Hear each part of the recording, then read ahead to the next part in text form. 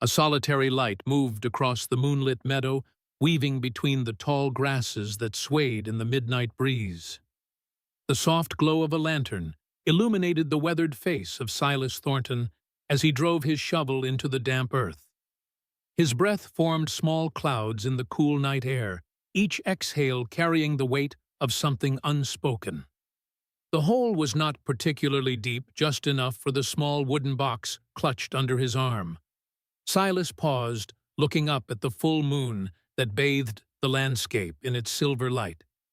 His face, half illuminated, revealed a map of sorrows etched around eyes that had witnessed too much. The other half remained in shadow, like the secrets he was burying. He placed the box in the hole with the gentleness one might use for a fallen bird, his fingers lingering on the worn wood before covering it with soil. Each shovelful of earth fell with finality, the soft, thudding sound emphasizing the solitude of the moment. A gunshot cracked through the night, distant but clear. Silas froze his head, snapping toward Willow Creek.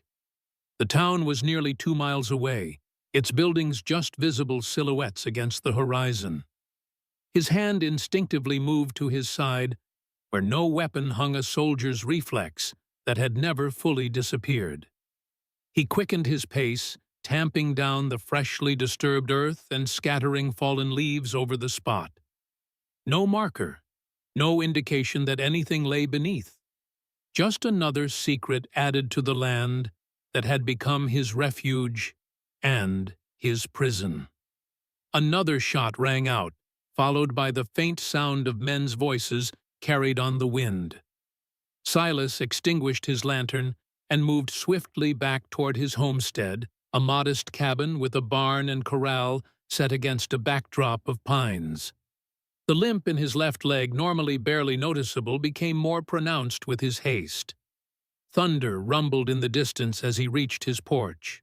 A storm was rolling in from the west, and the air had taken on the electric quality that preceded a downpour. Silas cast one last glance at the patch of earth where he'd buried the box, now indistinguishable in the darkness, before turning toward his door. He paused, hand on the latch. Something had changed in the atmosphere. A presence. The fine hairs at the nape of his neck stood on end, the same sensation that had saved his life more than once during the war. Slowly, he turned. Through the veil of gathering darkness, a figure emerged on the path leading to his property. A woman, her silhouette unmistakable despite the cloak wrapped around her shoulders. Even from this distance, there was no hiding her condition, the distinctive shape of advanced pregnancy evident in her careful gait. Silas remained still watching. No one came to his property, especially not at this hour. Not unless they were desperate. The first heavy raindrops began to fall as the woman drew closer, her pace quickening with the increasing downpour. A brilliant flash of lightning illuminated the scene for a brief moment, revealing her fully, a young woman with dark hair plastered to her pale face, one hand clutching her cloak closed, the other protectively cradling her swollen belly. The thunderclap that followed seemed to shake the very ground.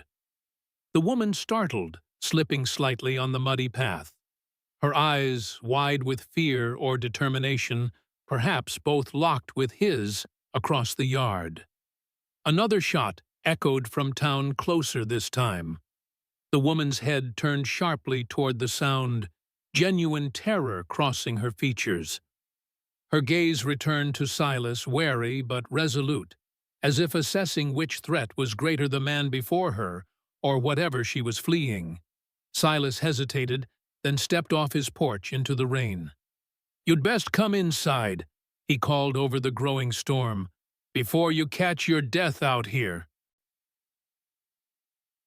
Josephine Ashford had been running for 6 weeks. She had left Philadelphia with only what she could carry, a small valise containing a change of clothes, her grandmother's silver hairbrush, and nearly all the money she had managed to hide away. The rest of her belongings, her previous life, had been left behind in the Bradford mansion, when she fled in the dark of night. The stagecoach had been her final hope. Willow Creek was meant to be just another stop on her journey westward, but her condition had made travel increasingly difficult. The constant motion of the coach had caused pain in her lower back, and the baby had been restless, kicking against her ribs with increasing vigor. "End of the line, ma'am," the driver had told her when she asked to be let off outside of town. "Can't be leaving a woman in your condition out here in the middle of nowhere, especially with a storm brewing." "I'll pay extra," she had insisted, pressing coins into his reluctant palm. His expression had been disapproving, but he'd helped her down nonetheless. "There's a homestead about a half-mile up that path," he'd said, pointing. "Can't promise they'll take you in, but it's better than being out here when that sky opens up." Now, as the rain soaked through her traveling cloak and dress, Josephine questioned her decision. The distant gunshot had sent a jolt of fear through her. Had they found her already? Had Edgar's men somehow tracked her to this remote corner of the Wyoming territory? When she saw the man on the porch, tall and broad-shouldered, with a wild beard and penetrating eyes, her first instinct was to turn back. But there was nowhere to go. The stagecoach was long gone, and the storm was worsening by the second. Then she noticed the mud on his clothes, the dirt beneath his fingernails. He had been digging. In the middle of the night. Josephine's heart raced as her imagination conjured dark possibilities. Another shot from town, and her decision was made. Whatever this stranger might be, he was a less immediate threat than the men who might be searching for her. His invitation to come inside hung between them as the rain intensified. Josephine took a deep breath and approached her hand, slipping beneath her cloak, to touch the small Derringer pistol concealed in her pocket, a precaution she had taken before leaving Philadelphia. "Thank you," she said, her voice steadier than she felt.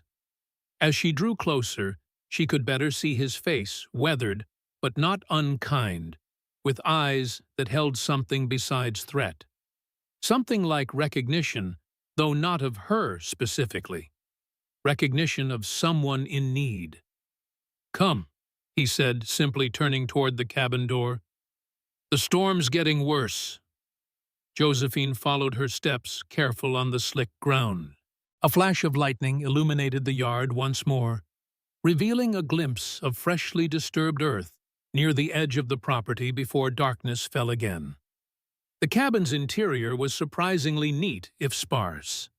A fire burned low in the stone hearth, casting warm light across simple furnishings, a wooden table with 4 chairs, a cabinet filled with books, a rocking chair near the fire.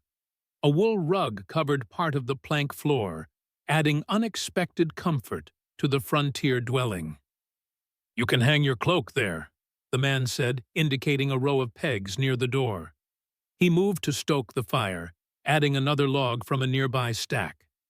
Josephine hesitated before removing her sodden cloak, aware of how her condition would be even more evident without it. She had bound her belly as much as was safe for traveling, but there was no disguising her state. "I don't mean to impose," she began, carefully hanging the dripping garment. "I was told in town this was the way to the Anderson property." It was a lie, but a necessary one. She needed some explanation for appearing on his doorstep. The man paused, giving her a measuring look. "Andersons are another 3 miles west. They'd have sent you on the wrong path." He gestured to a chair near the fire. "Sit. You're shivering." Josephine sank gratefully into the offered seat, her legs trembling with exhaustion. The warmth of the fire began to seep into her chilled bones, bringing with it a dangerous sense of comfort. She couldn't afford to relax her guard. "May I know the name of my host?"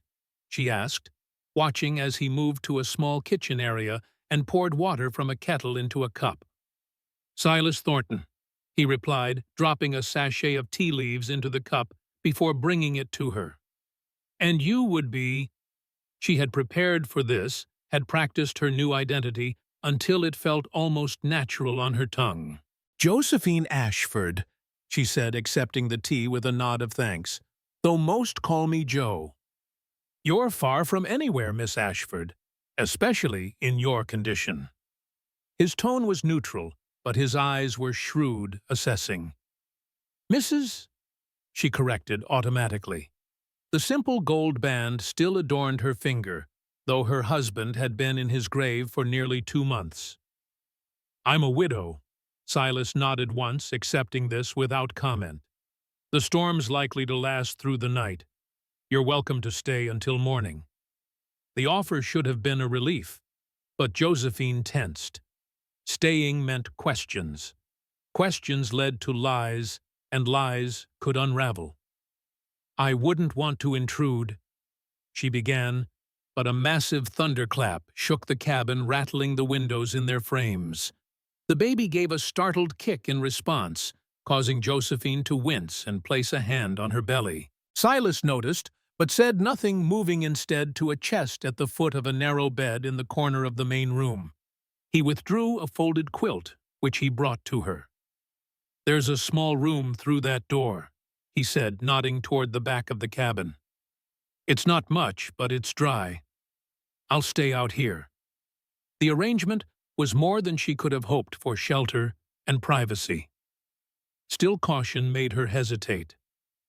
"Why would you help a stranger?" she asked. Silas paused, his expression unreadable in the firelight. "Would you prefer I didn't?"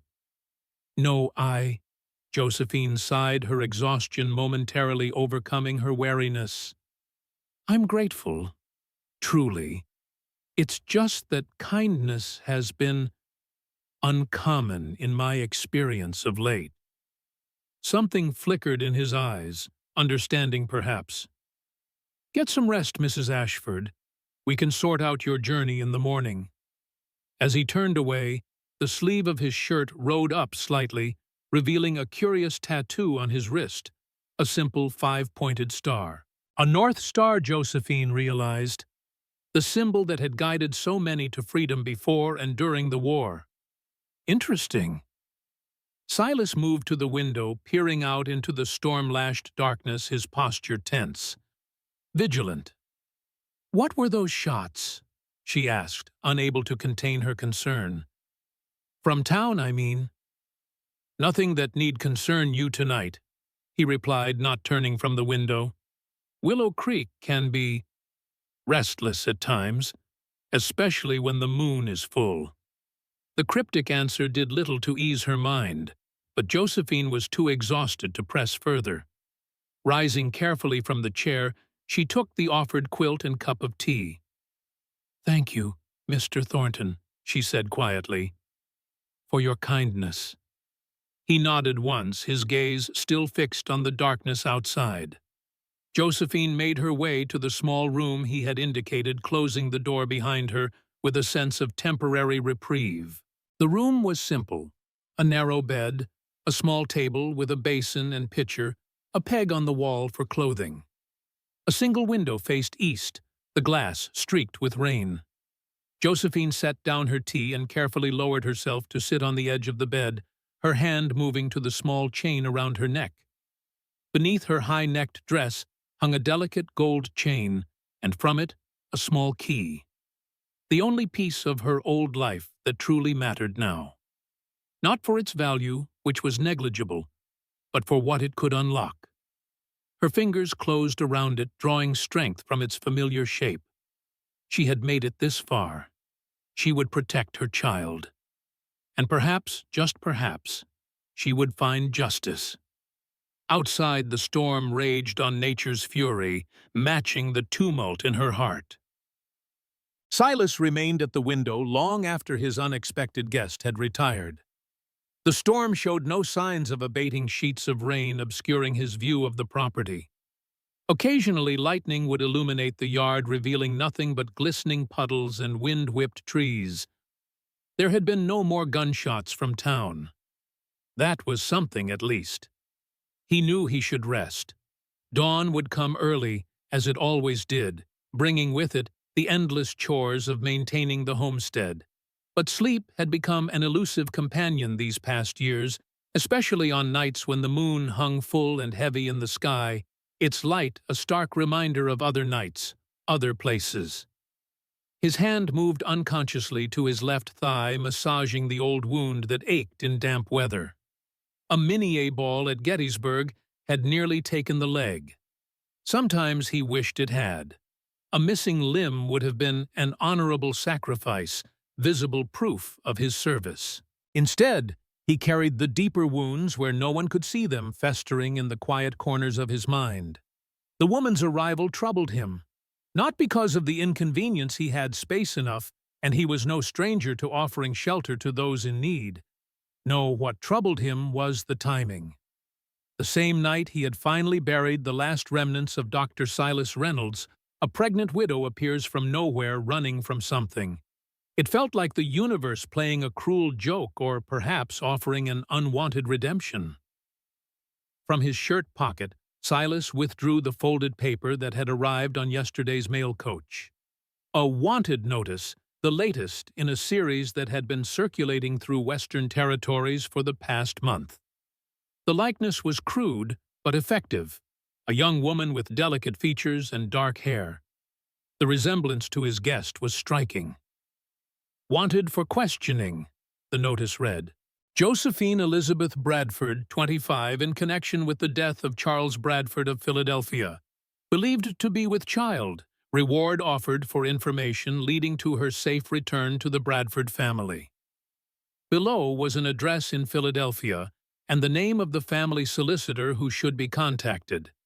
Silas had recognized her immediately despite the travel-worn appearance and the simple clothing that replaced the fine lady depicted in the notice. The question was, had she killed her husband as the Bradfords clearly wanted people to believe? Or was she running from something else entirely? It wasn't his concern, he reminded himself. Come morning, he would direct her to the Andersons' place, if that was truly where she was headed, or into town if she preferred. His involvement would end there. Yet even as he thought it, Silas knew it was a lie. He had spent too many years trying to wash blood from his hands to simply turn away from someone who might need help, regardless of what she might or might not have done. With a sigh, he folded the notice and returned it to his pocket. Tomorrow would bring its own complications. For now, there was the storm, the night, and the memories that never seemed to fade no matter how deeply he tried to bury them. Moving away from the window, Silas settled into the rocking chair by the fire. From the pocket of his worn leather vest, he withdrew a small leather-bound journal. Its pages were filled with names, hundreds of them, written in a precise hand. Men who had died under his care during the war, Union and Confederate alike. He had begun keeping the list after Antietam, when the dead and dying had been so numerous that their faces began to blur together in his mind. He had feared forgetting them, feared that their sacrifices would be lost in the overwhelming tide of casualties that defined the conflict. So he had written down every name, every age, every hometown when he knew it. And on nights like this, when sleep evaded him, he would read them. A litany of the lost, his own private penance. Outside, the rain continued to fall, washing away the traces of freshly turned earth, where he had buried the wooden box, and with it, he hoped the last vestiges of the man he used to be. Josephine woke to unfamiliar surroundings, momentary panic gripping her until memory returned. The storm, the cabin. The quiet man with observant eyes who had offered shelter. Pale morning light filtered through the small window, suggesting early dawn. The storm had passed, leaving behind a fresh, clean quality to the air that drifted in through the slightly open window. She rose carefully, her body stiff from the journey and uncomfortable night. The baby stirred within her a reassuring movement that brought a small smile to her lips, despite her circumstances. For a moment, she rested her hand on her belly, feeling the strong kicks that had become increasingly vigorous in recent weeks. "Just a little longer, little one," she whispered. "We'll find somewhere safe soon." After straightening her rumpled clothing as best she could and pinning her hair into a simple knot at the nape of her neck, Josephine opened the door to the main room. Silas Thornton was already awake, or perhaps had never slept. He stood at the small stove, his back to her, tending to something that filled the cabin with the aroma of coffee and frying bacon. He turned at the sound of the door, nodding a simple greeting. "Morning," he said. "Thought you might be hungry." Josephine was suddenly acutely aware of how long it had been since her last proper meal. "That's very kind, thank you." She moved to the table where 2 plates had been set out, along with mugs for coffee. The domesticity of the scene felt surreal after weeks of furtive travel and uncomfortable accommodations.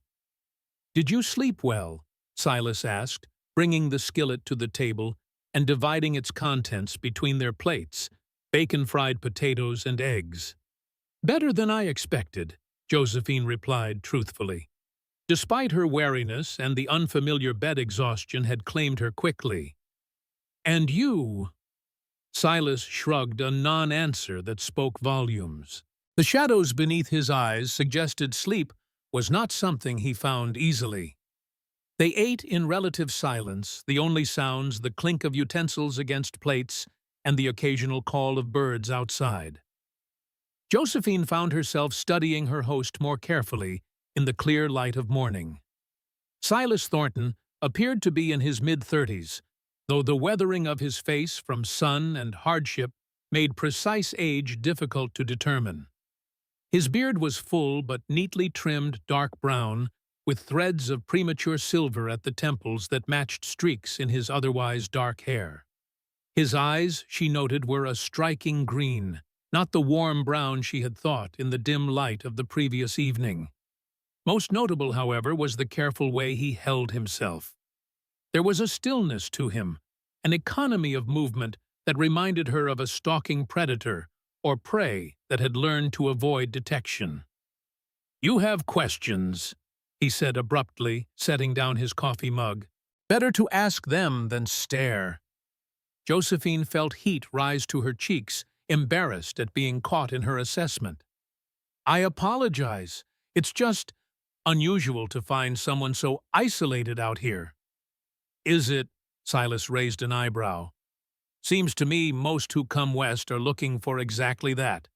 Space, solitude." "And is that what you sought, Mr. Thornton, solitude?" Something like amusement flickered in his eyes. "Among other things." He pushed his empty plate aside. "Now, where were you really headed, Mrs. Ashford? The Andersons haven't been expecting any visitors that I've heard of." The direct question caught her off guard. "I was mistaken, perhaps. I'm looking for work, actually. Somewhere I can stay until—" She gestured vaguely to her condition.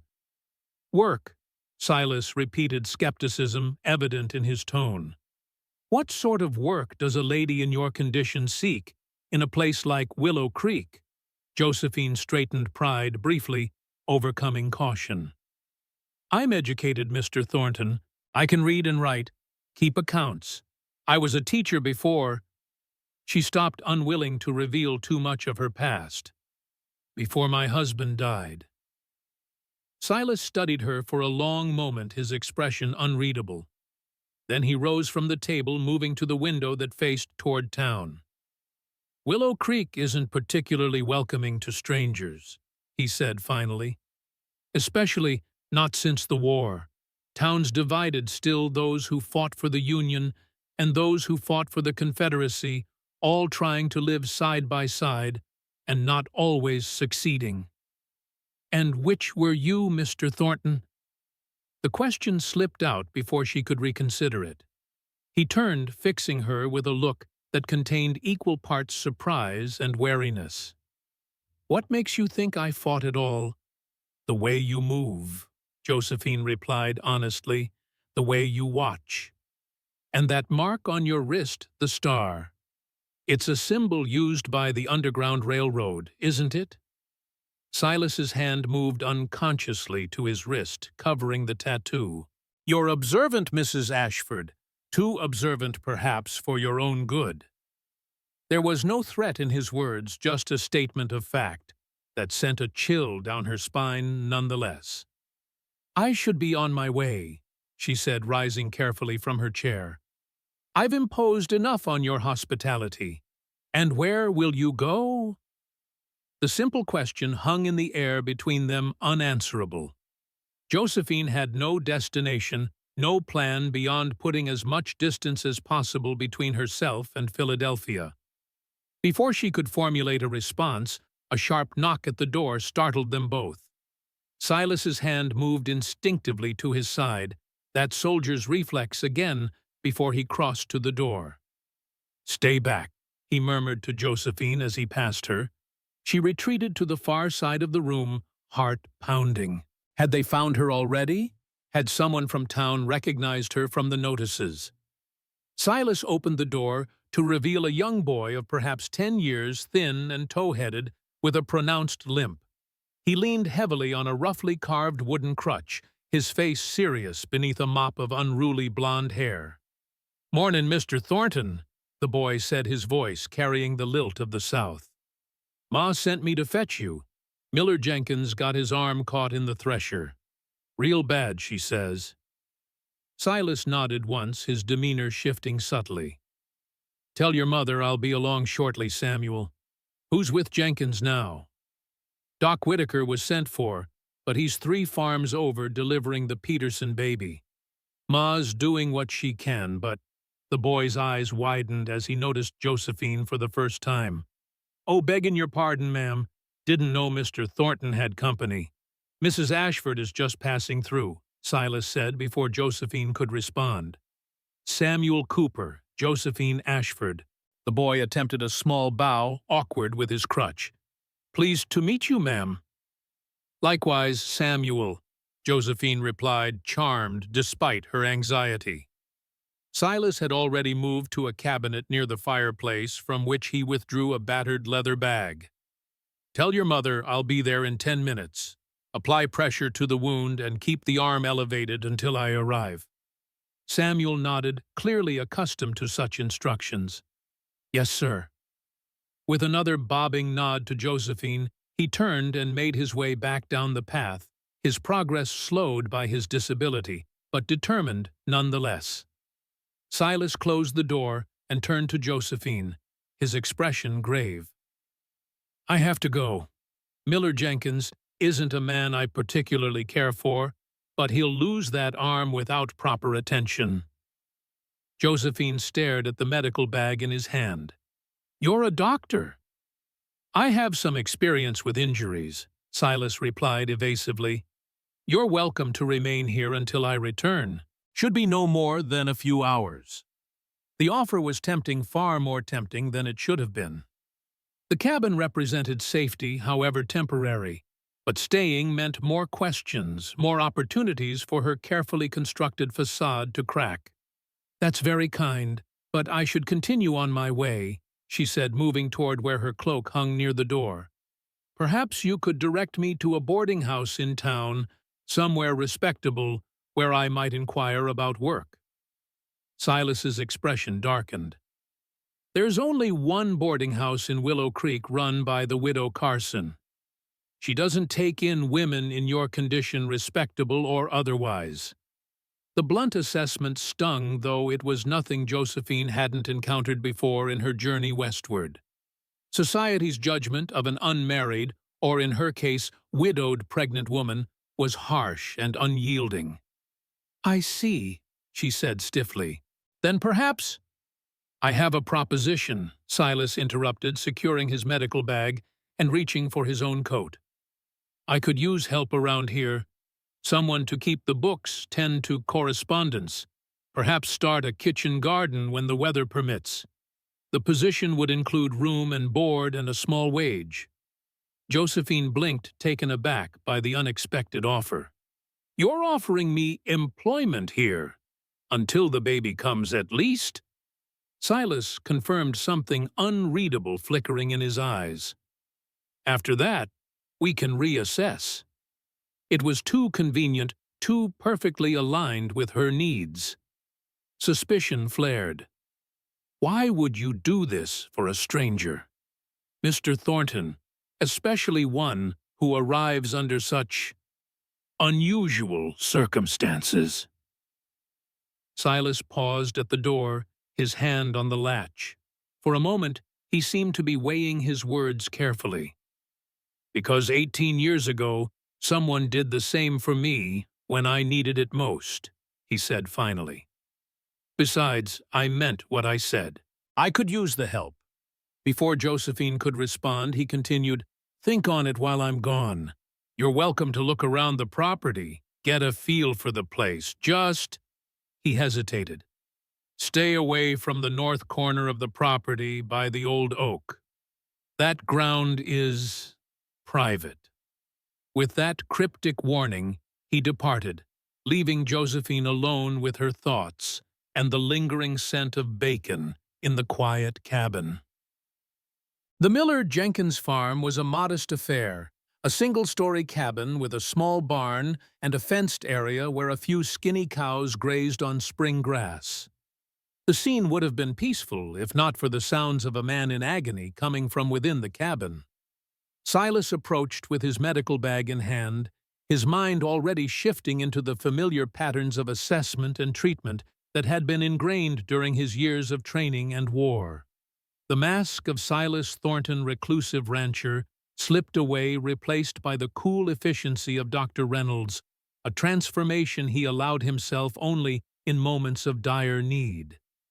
Mrs. Cooper met him at the door, her careworn face tight with concern. "Thank the Lord you've come," she said, ushering him inside. "He's lost a fair amount of blood."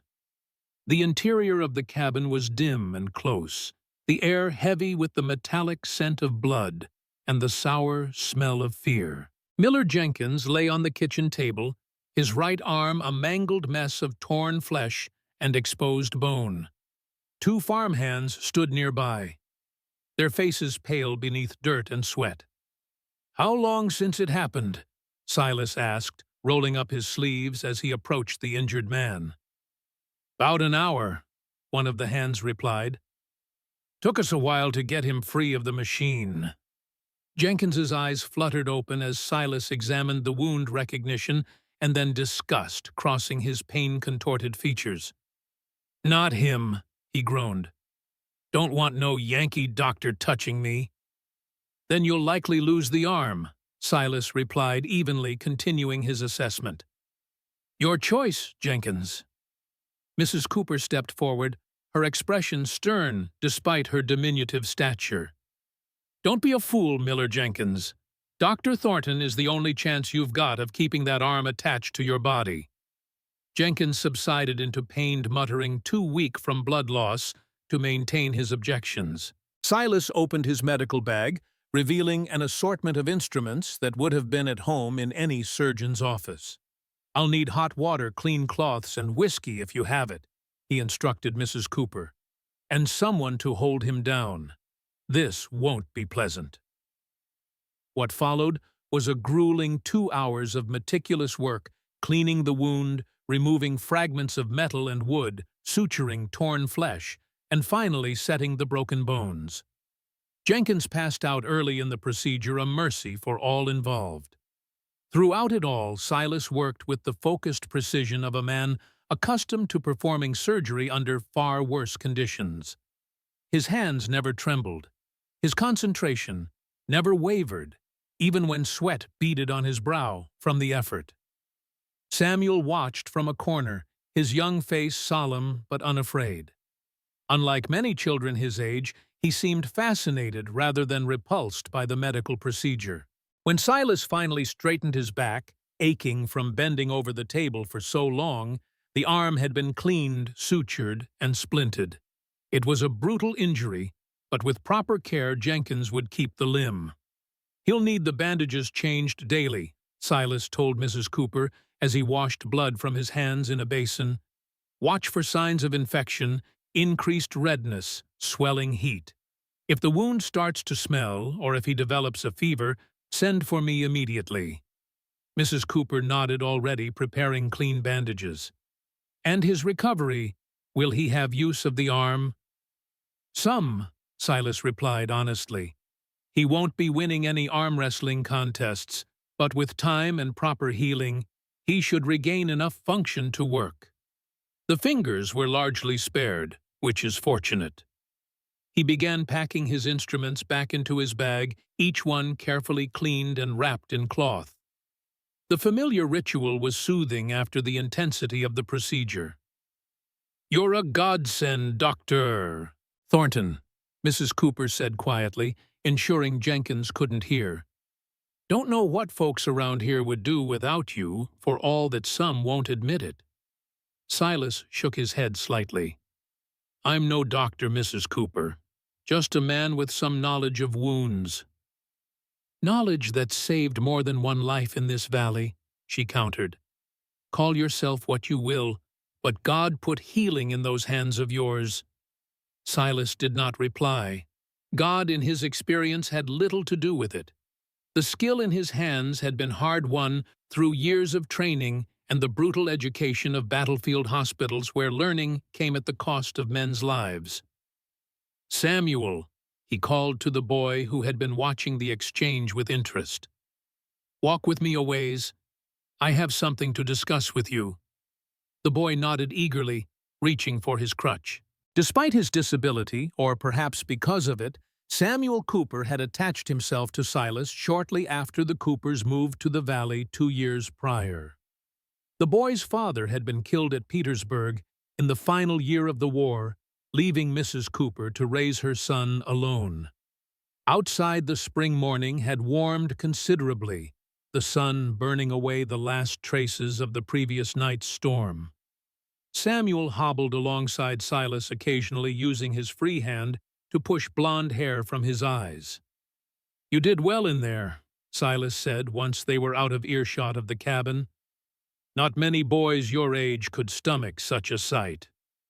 Samuel shrugged, though pride was evident in his smile. "Ma says I got a strong constitution. Besides, it was interesting, the way you fixed those blood vessels like tying off little rivers." Silas glanced at the boy, a flicker of recognition passing through him. He had thought the same thing during his early medical training before the war showed him that those little rivers could become torrents that no amount of skill could stanch. "I have a favor to ask," Silas said, changing the subject. "A lady arrived at my property last night during the storm. Mrs. Ashford. She's in a delicate condition." Samuel nodded solemnly. "The baby, you mean? I saw." "Yes.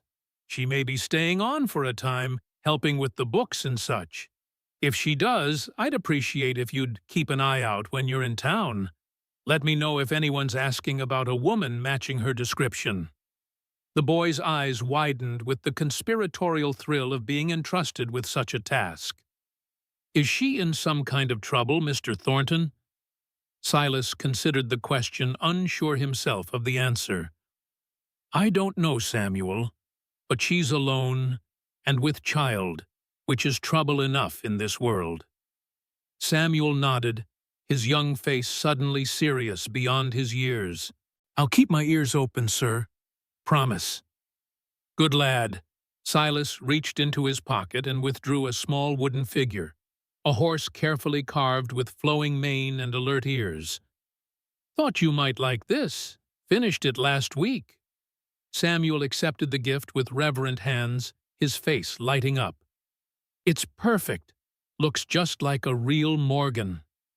"Well, that was the intention," Silas replied, allowing himself a small smile at the boy's enthusiasm. "Now best get back to your mother. She'll be needing help with Jenkins." The boy tucked the wooden horse carefully into his pocket before turning back toward the cabin. "Mr. Thornton," he called over his shoulder, "them fellas that was shooting in town last night, it was the Garrison brothers again. Sheriff had to lock 'em up for disturbing the peace."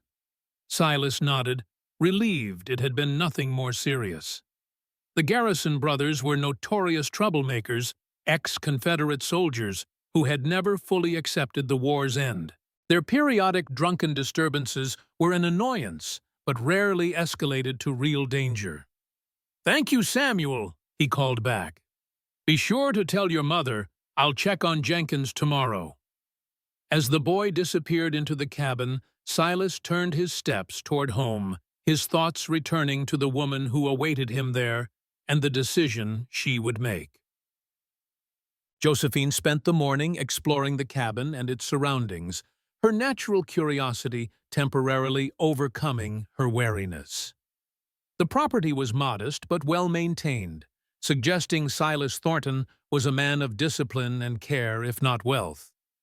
The cabin itself consisted of the main room, her small bedroom, and what appeared to be a storage room off the kitchen area filled with preserved foods and supplies.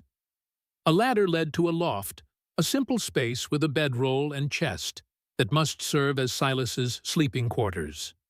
Everything was clean, but Spartan, bearing the unmistakable mark of a man who lived alone and saw little need for comforts. No photographs adorned the walls, no keepsakes cluttered the shelves. The only personal touches were the bookshelf filled with well-worn volumes and a handcrafted chess set on a side table, signs of an educated mind that valued intellectual engagement despite the isolation of frontier life. Outside the ranch spread before her in the clear morning light. Beyond the barn and corral stood a small kitchen garden currently dormant in the early spring. A creek wound through a meadow behind the cabin, and in the distance tree-covered hills rose against the horizon. It was beautiful in a wild, untamed way so different from the brick and cobblestone of Philadelphia. Josephine found herself drawn to the open space, the freedom it represented, after months of feeling trapped. She approached the barn cautiously, unsure what she might find. Inside the space was as orderly as the cabin tools hung in their proper places, saddles and tack well-oiled and arranged on stands. 2 horses occupied the stalls, a sturdy bay gelding and a more elegant chestnut mare. The mare whickered softly as Josephine approached, stretching her neck over the stall door in greeting. Josephine smiled, reaching out to stroke the velvet muzzle. It had been too long since she'd had the simple pleasure of interacting with horses. At the Bradford estate, she had been permitted to ride occasionally, but always under supervision, always with restrictions. "Hello, beautiful," she murmured, running her hand along the mare's sleek neck. "What's your name, I wonder?" "Athena," came a voice from behind her. Josephine startled, turning to find Silas standing in the barn doorway, medical bag in hand, watching her with an unreadable expression. "I'm sorry," she said quickly. "I didn't mean to intrude." "You're not intruding," he replied, setting his bag down on a nearby workbench. "I said you could look around." He approached, reaching past her to scratch the mare between the ears. The horse leaned into his touch with obvious affection. "She was a cavalry officer's mount," Silas explained. "Bought her at auction after the war. Too fine for farm work, really, but I couldn't bear to see her go to waste." Josephine noted the gentle way he handled the animal, his large hands surprisingly delicate as they checked the mare's legs and hooves with practiced efficiency. "How is Mr. Jenkins?" she asked, recalling the emergency that had called him away. "He'll keep the arm," Silas replied, straightening. "Whether he deserves to is another matter entirely." The blunt assessment surprised a small laugh from Josephine. "Not a friend of yours, I take it?" "Jenkins fought for the Confederacy," Silas said, moving to check on the gelding in the next stall. "He makes his feelings about Yankee sympathizers quite clear whenever the opportunity arises." "And yet, you helped him." Silas glanced at her, something flickering in his green eyes. "A man's politics don't change the way bones knit or wounds heal." It was a curiously detached statement for someone who clearly possessed medical training far beyond the typical frontier dweller. Josephine filed the observation away with the growing list of incongruities about her reluctant host. "Have you thought about my offer?" Silas asked, changing the subject as he filled the horses' water troughs. Josephine hesitated. The proposition was both tempting and terrifying. Staying meant establishing a connection, becoming known in the area. It increased the risk of discovery.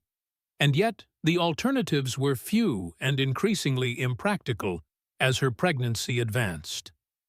"I have," she replied carefully. "It's generous, but I must ask, what would people think? A single woman living under your roof in my condition. It would invite gossip, surely." Silas shrugged, seemingly unconcerned. "I live 3 miles from town for a reason, Mrs. Ashford. What people think matters very little to me. It might matter to you if it affects your standing in the community." A dry chuckle escaped him. "My standing is already precarious at best. Half the town thinks I'm a Yankee spy. The other half thinks I'm a hermit with unsavory secrets. One more rumor won't change much." Josephine studied him, trying to reconcile the gentle healer who had saved Miller Jenkins's arm with the reclusive figure the townspeople apparently distrusted. "What would my duties entail exactly?" she asked, edging toward acceptance.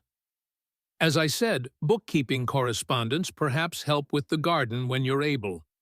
I receive medical journals and texts that need organizing. The previous tenant of the property left records in disarray that could use a proper accounting." "Previous tenant, I thought you built this place." Silas paused, a shadow crossing his features. "I acquired it 4 years ago after the war. The original owner moved on." The evasive answer raised more questions, but Josephine sensed pushing further would be unwelcome. Instead, she focused on the practical. "And when the baby comes, we'll cross that bridge when we reach it," Silas replied. "Dr. Whitaker in town is competent enough, though, getting on in years. I imagine between the two of us we can ensure a safe delivery." The casual confidence with which he included himself in her child's birth was both presumptuous and oddly reassuring. It suggested a commitment beyond a simple employer-employee arrangement. Josephine took a deep breath, weighing her options one final time. Staying posed risks, but so did continuing to run. And here, at least, she had found someone who seemed willing to help, without immediate judgment. "I accept your offer, Mr. Thornton," she said finally, "though I warn you, my knowledge of ranching is limited at best." A ghost of a smile touched Silas's lips. "I reckon I know enough for both of us on that score." He extended his hand across the space between them. "Partners, then." Josephine took his calloused hand in her smooth one, feeling the strength in his grip. "Partners." As they walked back toward the cabin, Josephine noticed a small, freshly turned patch of earth near an oak tree at the northern edge of the property. The area Silas had warned her was private. In the daylight, she could see it was too small to be a grave, though the solemnity with which he had mentioned it suggested something of significance lay buried there. Another mystery in a growing collection. Inside the cabin, Silas moved to the bookshelf, selecting a volume and bringing it to the table. "The ranch ledgers," he explained, opening the book to reveal columns of figures and notations. Previous record-keeping was inconsistent at best. Josephine examined the entries quickly, identifying discrepancies and inefficiencies in the accounting. "I can certainly improve upon this," she said, professional interest temporarily overshadowing her personal concerns. "Though I'll need to understand more about the ranch operations." "We'll go through it together," Silas agreed, seemingly pleased by her quick grasp of the material. "But perhaps tomorrow. You should rest today, get settled." The consideration in his voice caught her off guard. It had been some time since anyone had shown concern for her well-being. Charles, her husband, had been kind in his way, but distracted, often absent. And after his death, she pushed the painful memories aside. "Thank you, Mr. Thornton. I appreciate your consideration." Silas nodded, a moment of awkward silence stretching between them before he spoke again. "There's stew from yesterday that can be heated for supper. I need to check the fences on the north pasture before dark. Make yourself at home." With that he departed, leaving Josephine alone once more in the quiet cabin. She moved to the window, watching as he saddled the bay gelding and rode off toward the distant hills. Only when he had disappeared from view did she allow herself to truly exhale the tension she had been holding in her shoulders, finally releasing. For the first time in weeks, she had a moment of genuine reprieve, a chance to think beyond immediate survival. She pressed a hand to her swollen belly, feeling the reassuring movement of the child within. "We have shelter," she whispered to her unborn baby. "For now, at least." It wasn't permanent, couldn't be, but it was more than she had dared hope for when she stepped off that stagecoach the previous evening. As the afternoon light began to fade, Josephine's attention was drawn to the chess set on the side table. It was beautifully crafted, the pieces carved from dark and light wood with remarkable detail. She ran her fingers over the knight, admiring the flowing mane and expressive face of the horse. On impulse, she set up the board, arranging the pieces in their starting positions. Chess had been one of the few pleasures she had shared with her father before his death, and later with Charles during their brief courtship. The familiar ritual brought a measure of comfort in the unfamiliar surroundings. When Silas returned at dusk, he paused in the doorway, his gaze falling on the prepared chessboard. "You play?" he asked, removing his hat and coat.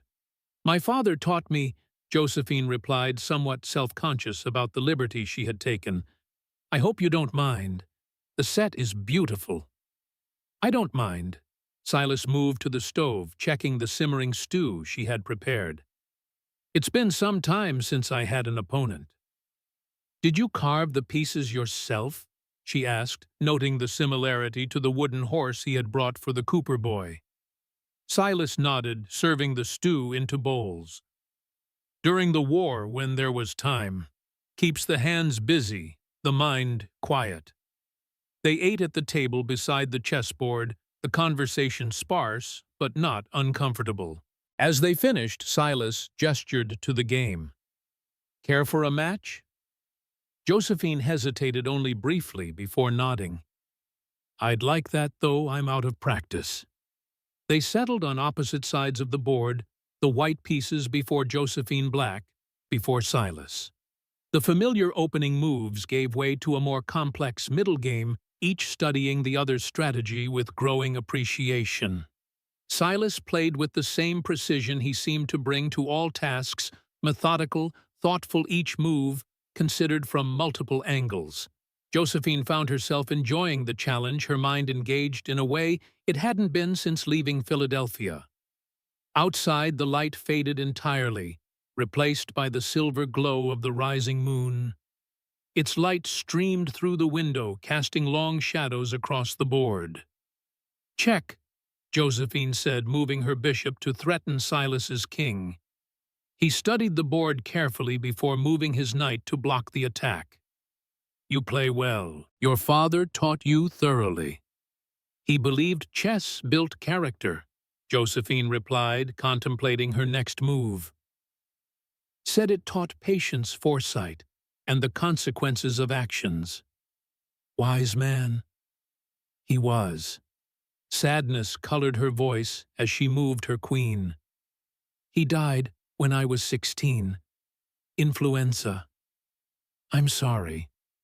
The simple condolence held genuine sympathy, drawing Josephine's gaze from the board to Silas's face. In the moonlight, his features seemed softer somehow, the habitual guardedness momentarily absent. "It was a long time ago," she said quietly, "though I still miss his counsel, especially now." Silas nodded, understanding in his eyes as he moved his rook. Loss has a way of lingering even when we think we've moved beyond it.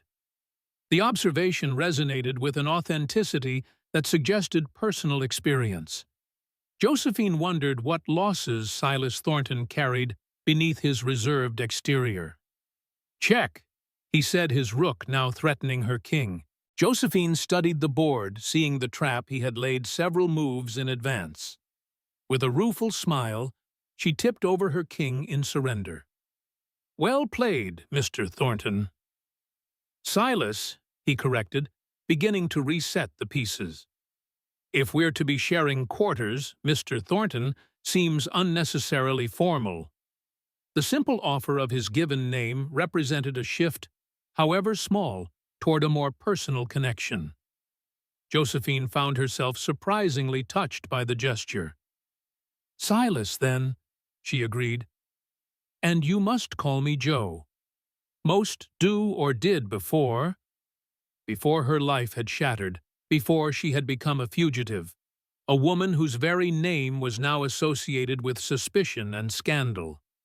A flash of lightning illuminated the room, followed by a rumble of thunder. Another storm was approaching, the spring weather volatile in this region. Silas rose, moving to close the window he had opened earlier for fresh air. As he did, Josephine noticed him glance toward the north corner of the property, a tension returning to his shoulders. "You don't care for storms," she observed. "They bring memories," he replied cryptically, securing the latch. "Not all of them welcome." Before she could inquire further, a particularly bright flash lit up the room, followed almost immediately by a deafening crack of thunder directly overhead. The suddenness of it startled Josephine, causing her to knock over several chess pieces as she jerked in surprise. "I'm sorry," she said, bending awkwardly to retrieve the fallen pieces. "Leave them," Silas said, his voice strangely tight. "It's late. We should both rest." The abrupt shift in his demeanor was jarring, but Josephine recognized the signs of someone retreating from uncomfortable emotions. She had seen it often enough in the mirror over the past months. "Of course," she agreed, rising from her chair. "Good night, Silas, and thank you again for your hospitality." He nodded once, his gaze already distant focused on some point beyond the window, where the storm gathered intensity. In her small room, Josephine prepared for bed, listening to the rain begin to patter against the roof. Through the door she could hear Silas moving about the main room. Restless footsteps, the creak of the rocking chair, the sound of a book being opened and closed. A man haunted by something just as she was. Perhaps that was why he had offered her shelter. There was a kinship in their respective flights from the past, though the nature of his demons remained a mystery. As she drifted toward sleep, lulled by the rhythm of the rain, Josephine's hand closed around the small key that hung at her neck. Whatever secrets Silas Thornton harbored, she had her own to protect. Her child's future depended on it. Outside, the storm raged on a fitting backdrop to the tumult of uncertainty that still churned within her, despite the temporary sanctuary she had found. The sound of thrashing and a strangled cry jerked Josephine from sleep. She sat up disoriented in the unfamiliar darkness before registering that the noise came from the main room. Silas. The storm had intensified, rain lashing against the windows as thunder rolled continuously overhead. Lightning flashed briefly, illuminating her small room with harsh white light. Another cry from beyond her door, wordless but filled with anguish. Josephine hesitated, torn between concern and caution.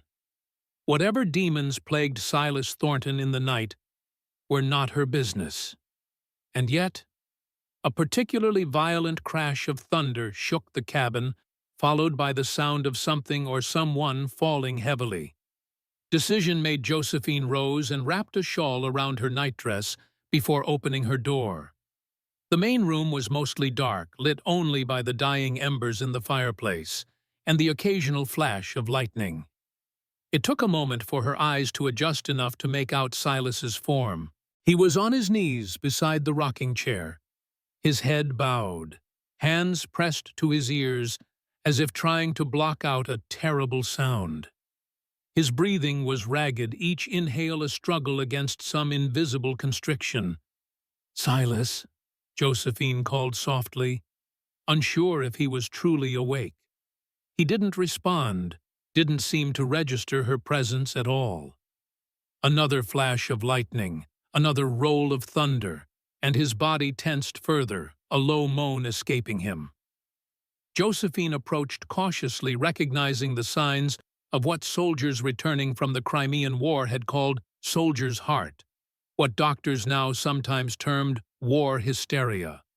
She had seen similar episodes among veterans in Philadelphia, men whose minds remained on distant battlefields long after their bodies had returned home.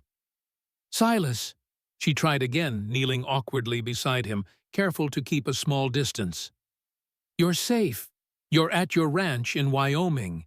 The war is over." His head lifted slightly at the sound of her voice, though his eyes remained unfocused, seeing something beyond the confines of the cabin. "So many," he whispered, his voice raw. "So many I couldn't save." Understanding dawned. Not just a soldier, then. A medic. Perhaps even a surgeon. It explained his skill with Jenkins's injury, the precision of his hands, the clinical detachment when discussing wounds. "You did what you could," Josephine said, gently risking a light touch on his shoulder. "You're not there anymore. You're here in your home."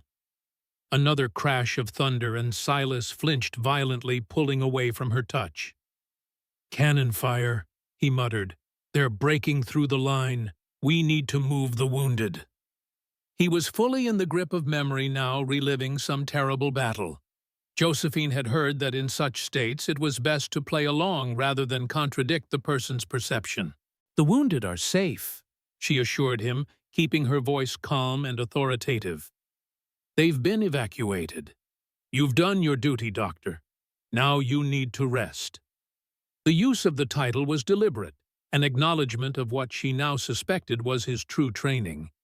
It seemed to reach him on some level, his breathing slowing slightly as he processed her words. "Rest," he repeated the word, hollow. "There's no rest, not while they keep dying, not while I keep failing." The raw self-recrimination in his voice pierced Josephine's carefully maintained emotional barriers. Without thinking, she reached out again this time, taking his hand in hers. "You haven't failed," she said firmly. "You saved Jenkins today. You're helping people even now." Slowly, awareness seemed to return to his eyes. He blinked, focusing on her face with growing recognition. "Joe," he said uncertainly, as if unsure she was real. "Yes," she confirmed, relief washing through her. "You were having a nightmare, I think. The storm." Shame crossed his features as full consciousness returned. He withdrew his hand from hers, pushing himself up to sit with his back against the rocking chair. "I apologize," he said stiffly. "You shouldn't have had to witness that." "There's no need for apology," Josephine replied, settling back to sit on the floor across from him, her condition making graceful movement impossible. "The war leaves its mark on many." Silas studied her face in the dim light, wariness returning to his expression. "You speak as if you have experience with this." "My husband fought," she said, offering a partial truth. "He came back, changed. The nightmares were frequent." Charles Bradford had indeed served briefly, though his wealthy family had arranged for him to hold a relatively safe position away from the front lines. His nightmares had been infrequent and mild compared to what she had just witnessed in Silas. A flash of lightning illuminated the room, revealing the leather-bound journal that had fallen from Silas's lap during his episode. It lay open on the floor, between them, pages of handwritten names visible. Silas followed her gaze, reaching for the journal with a protective gesture. "A record," he said simply, "of those I lost. During the war." He nodded, closing the book carefully and setting it aside. It helps, sometimes, to remember them as individuals, not just casualties. The quiet admission revealed more about Silas Thornton than perhaps he intended. Not just a man who had experienced war's horrors, but one who carried the specific burden of having tried and sometimes failed to save lives in the midst of that chaos. "Were you a doctor?" Josephine asked directly, sensing that in this moment of vulnerability he might be more willing to share the truth. Silas hesitated, then sighed, rubbing a hand over his face. "I was trained as one, yes, before the war. I served as a surgeon with the Union Army." The confirmation of her suspicions should have been satisfying, but instead Josephine felt only a deepening sadness for the weight this man carried. "And after," she prompted gently, "after I couldn't." He trailed off, shaking his head. "Civilian practice felt trivial after what I'd seen, and I'd lost my taste for cutting into human flesh, even to heal.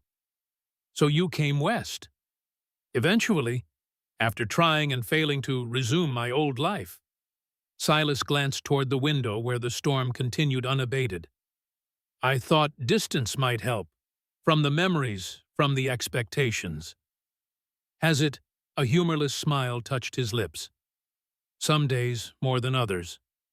They sat in silence for a moment, the only sounds the rain against the roof and the occasional rumble of thunder now moving away as the storm passed. "What triggered it?" Josephine asked finally. "If you don't mind my asking, was it just the storm?" Silas seemed to consider whether to answer his natural reticence at war with the unusual openness of the moment. "Antietam," he said finally. "The bloodiest day of the war. It rained afterward. Thundered. I worked for 2 days straight, without rest, operating amputating, trying to save as many as I could. The thunder, it sounds too much like artillery." Josephine nodded, understanding dawning. "And the full moon, you mentioned it bothers you as well." "Surgeons worked by moonlight when lamps ran out," Silas explained, his voice distant with memory. "Operating in shadow hands, slick with blood, trying to find the source of bleeding by touch as much as sight. The full moon brings it all back. The smell, the sounds. The feeling of a man's life slipping away beneath my hands." The raw honesty of the confession hung in the air between them, intimate in a way that transcended their short acquaintance. Josephine found herself sharing in response, offering a piece of her own pain. "I understand haunting memories," she said quietly. "After Charles, my husband, died, I would wake in the night convinced I could still hear him gasping for breath. The sound followed me even after I left Philadelphia." It was the first time she had spoken of Charles's death aloud since fleeing the Bradford estate. The memories rose vividly, her husband's face contorted in pain, his desperate struggle for air, the helplessness she had felt watching him die by inches. "How did he die?" Silas asked, his voice gentle but with an undercurrent of professional interest. Josephine hesitated. This was dangerous territory, too close to the secrets she needed to protect.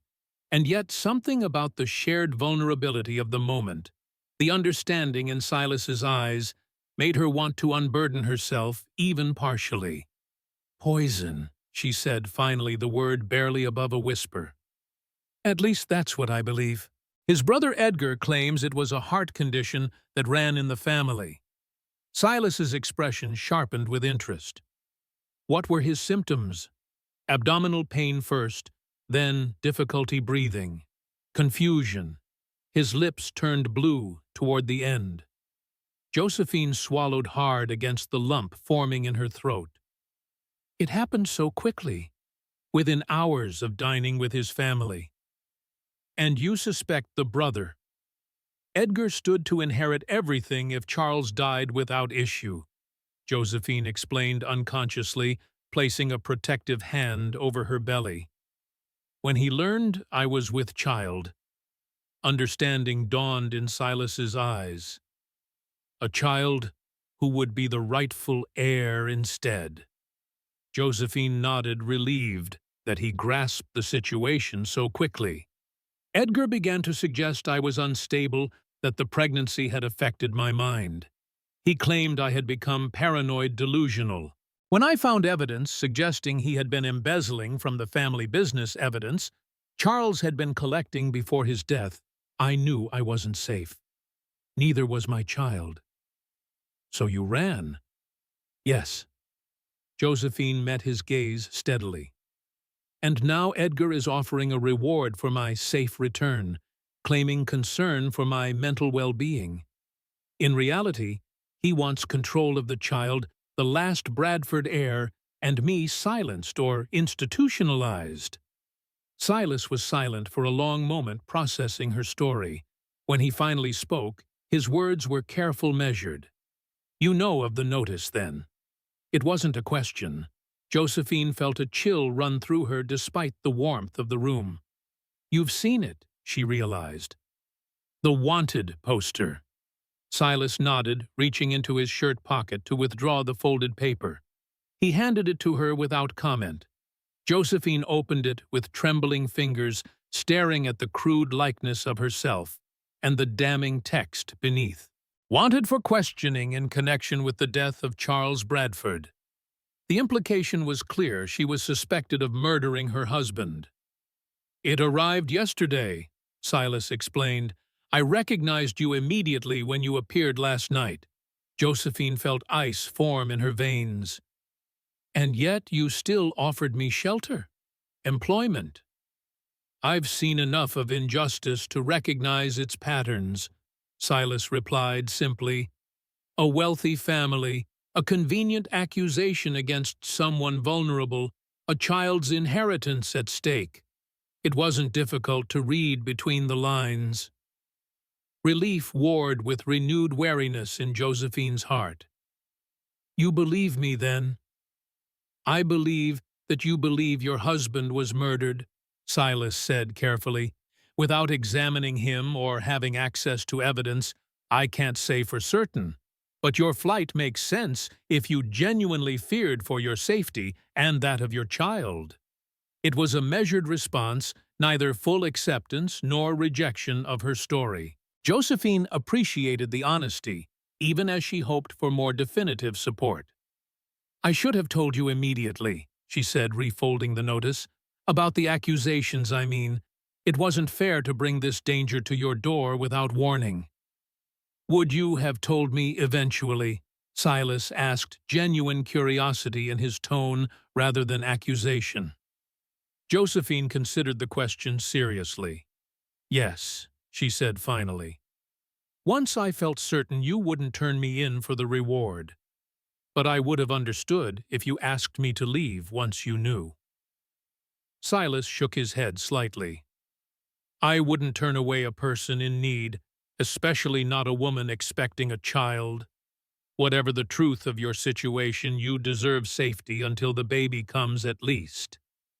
The simple declaration of support, however qualified, brought unexpected tears to Josephine's eyes. She blinked them away quickly, unwilling to appear more vulnerable than she already had. Thank you, she said softly, for your trust and for sharing your own struggles. I know neither comes easily. Silas looked somewhat uncomfortable, with her gratitude rising to his feet with a slight wince as his wounded leg protested the movement. It's late. We should both try to rest. The storm has nearly passed. Indeed, the thunder had faded to distant rumbles, the rain settling into a gentler pattern against the roof. The immediate crisis, both external and internal, had subsided.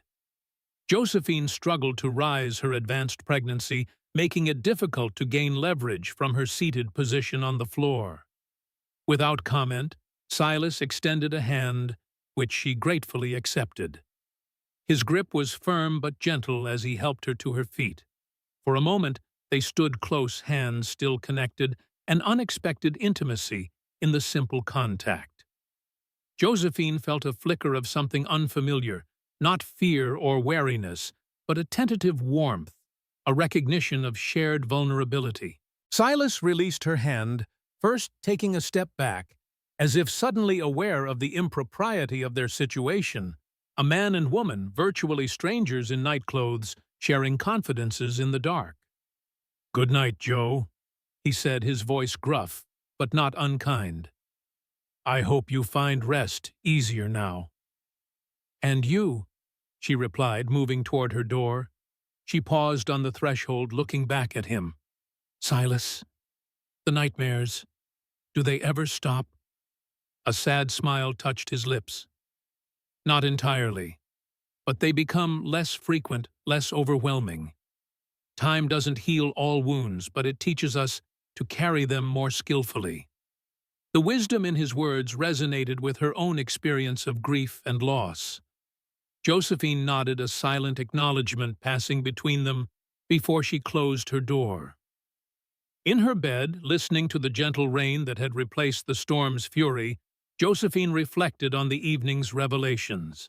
Silas Thornton, or whatever his real name might be, was a man shaped by war and haunted by those he couldn't save. A doctor who no longer practiced except in emergencies.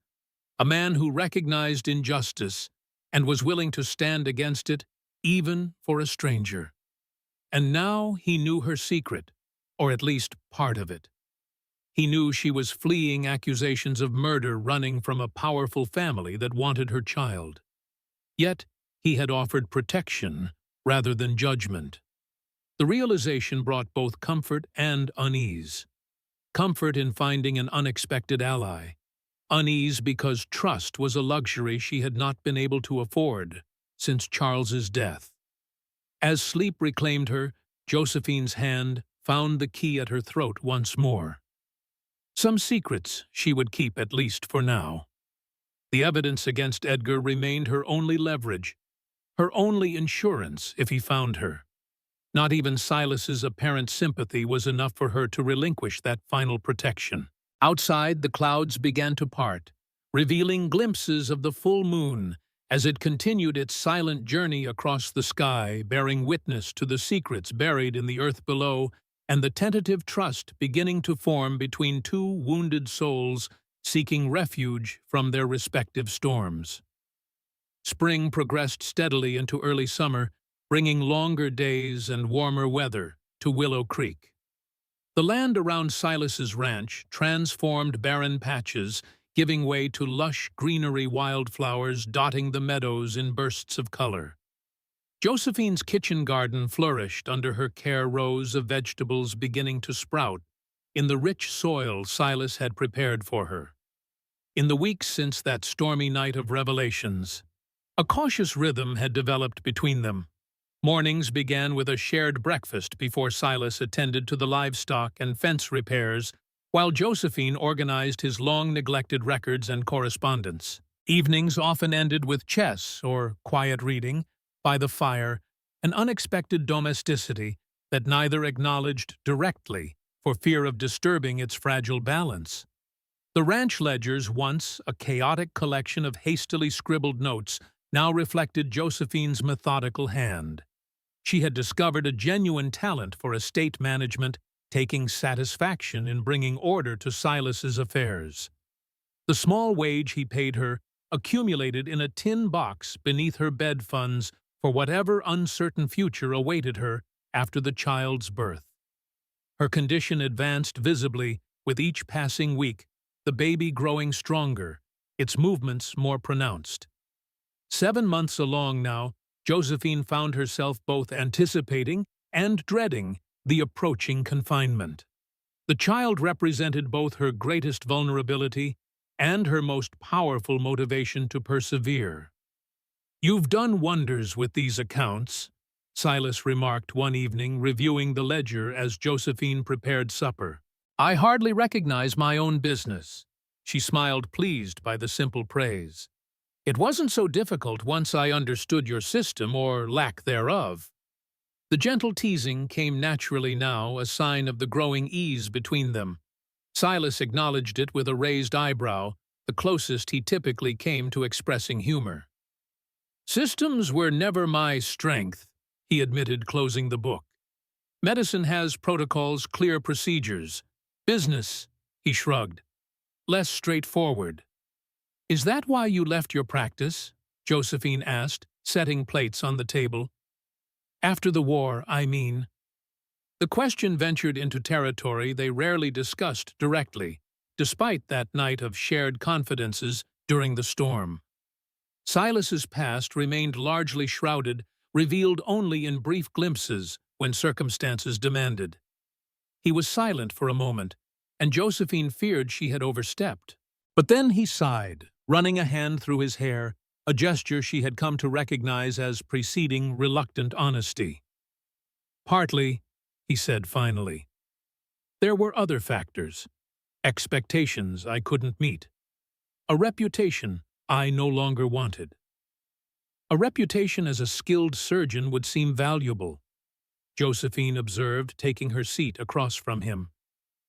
"Skill isn't everything," Silas replied, his voice distant.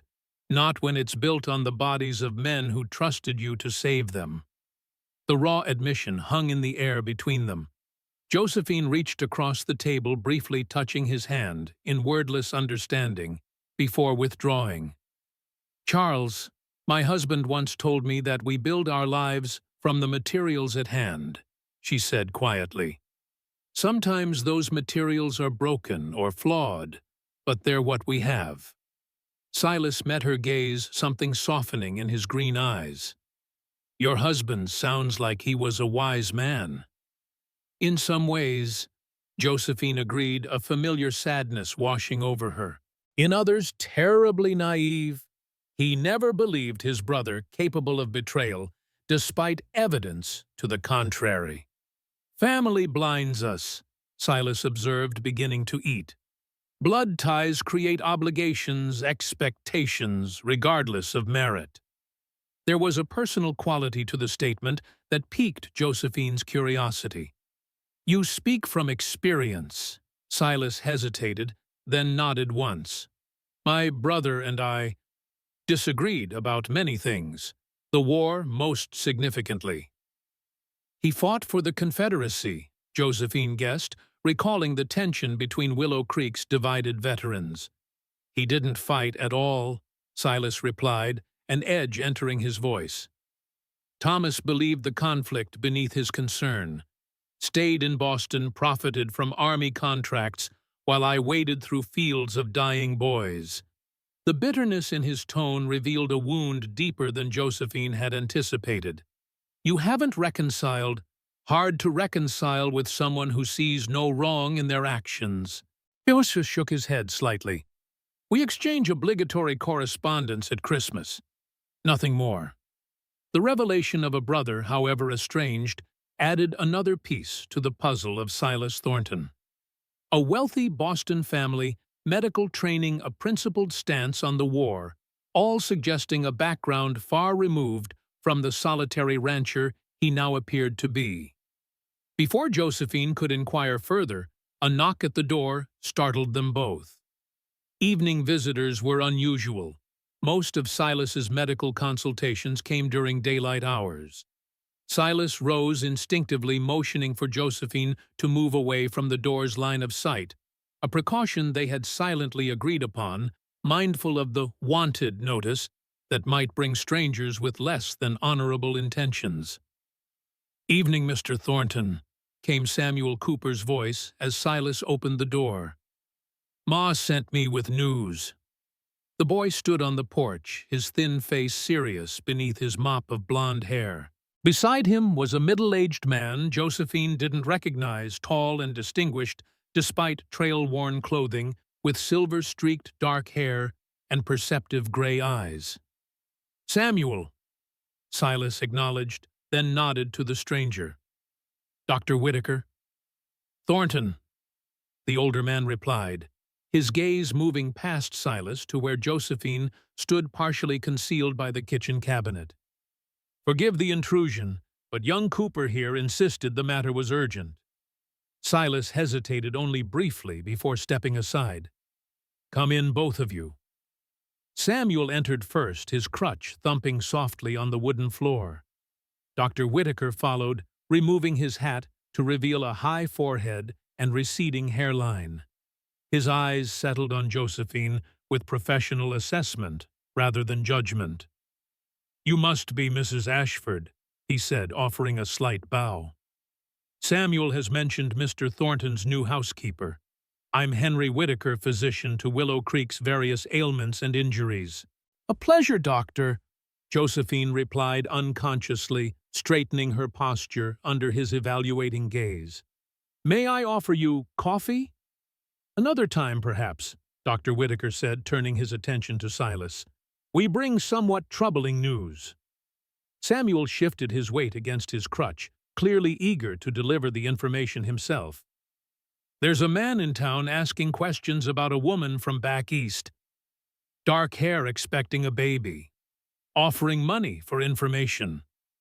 Josephine felt the blood drain from her face, her hand instinctively moving to protect her belly.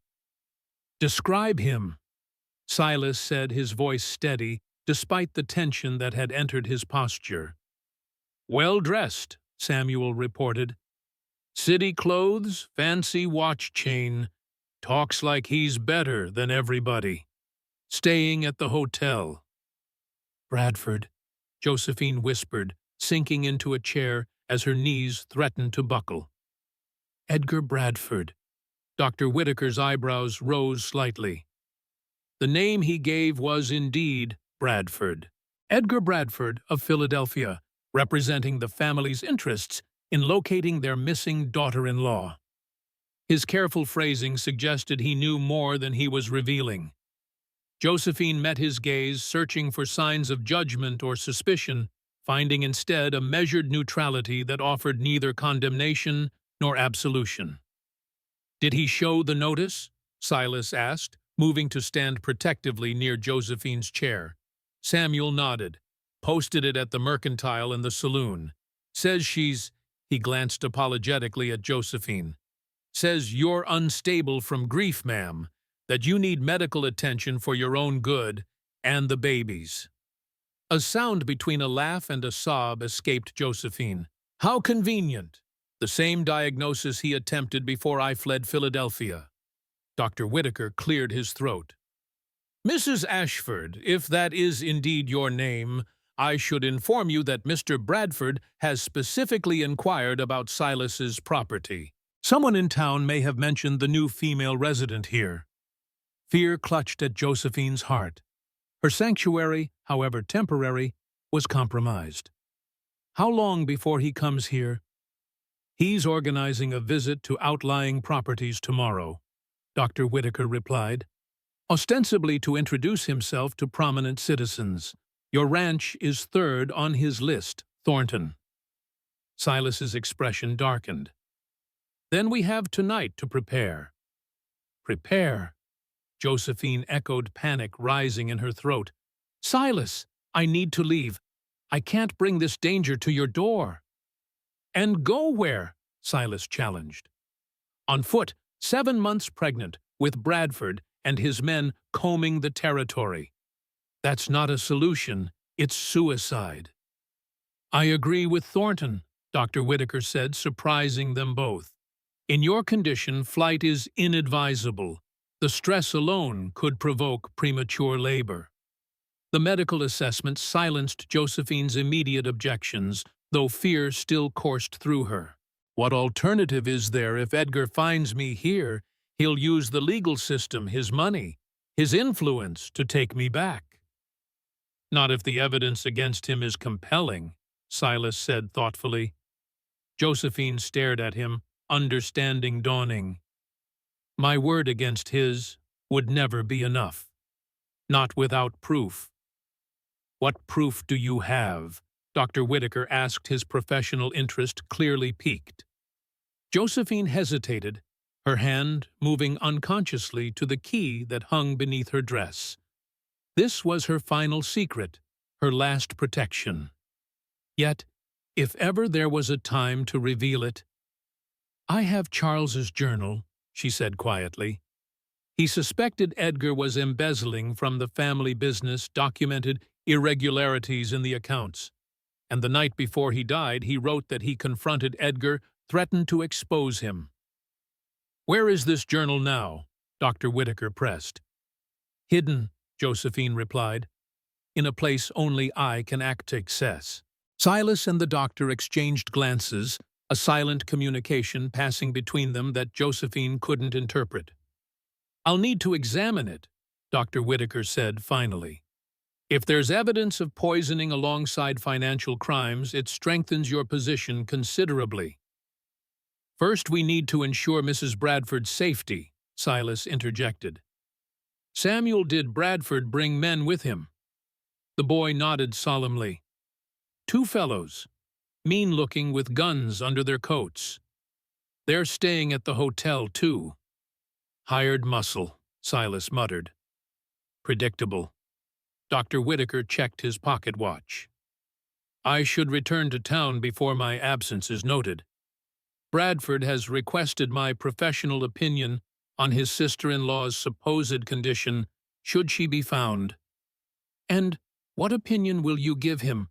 Josephine asked, unable to keep the edge from her voice. The doctor regarded her steadily. "I have yet to conduct an examination, Mrs. Bradford. Until I do, I have no opinion to offer." It was a carefully diplomatic answer that revealed little of the man's true intentions.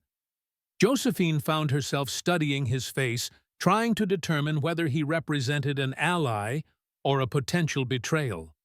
"Mrs. Ashford has been acting as my housekeeper and bookkeeper," Silas said firmly. "She has shown no signs of mental instability during her employment. Quite the contrary, her organizational skills and clarity of thought have been invaluable."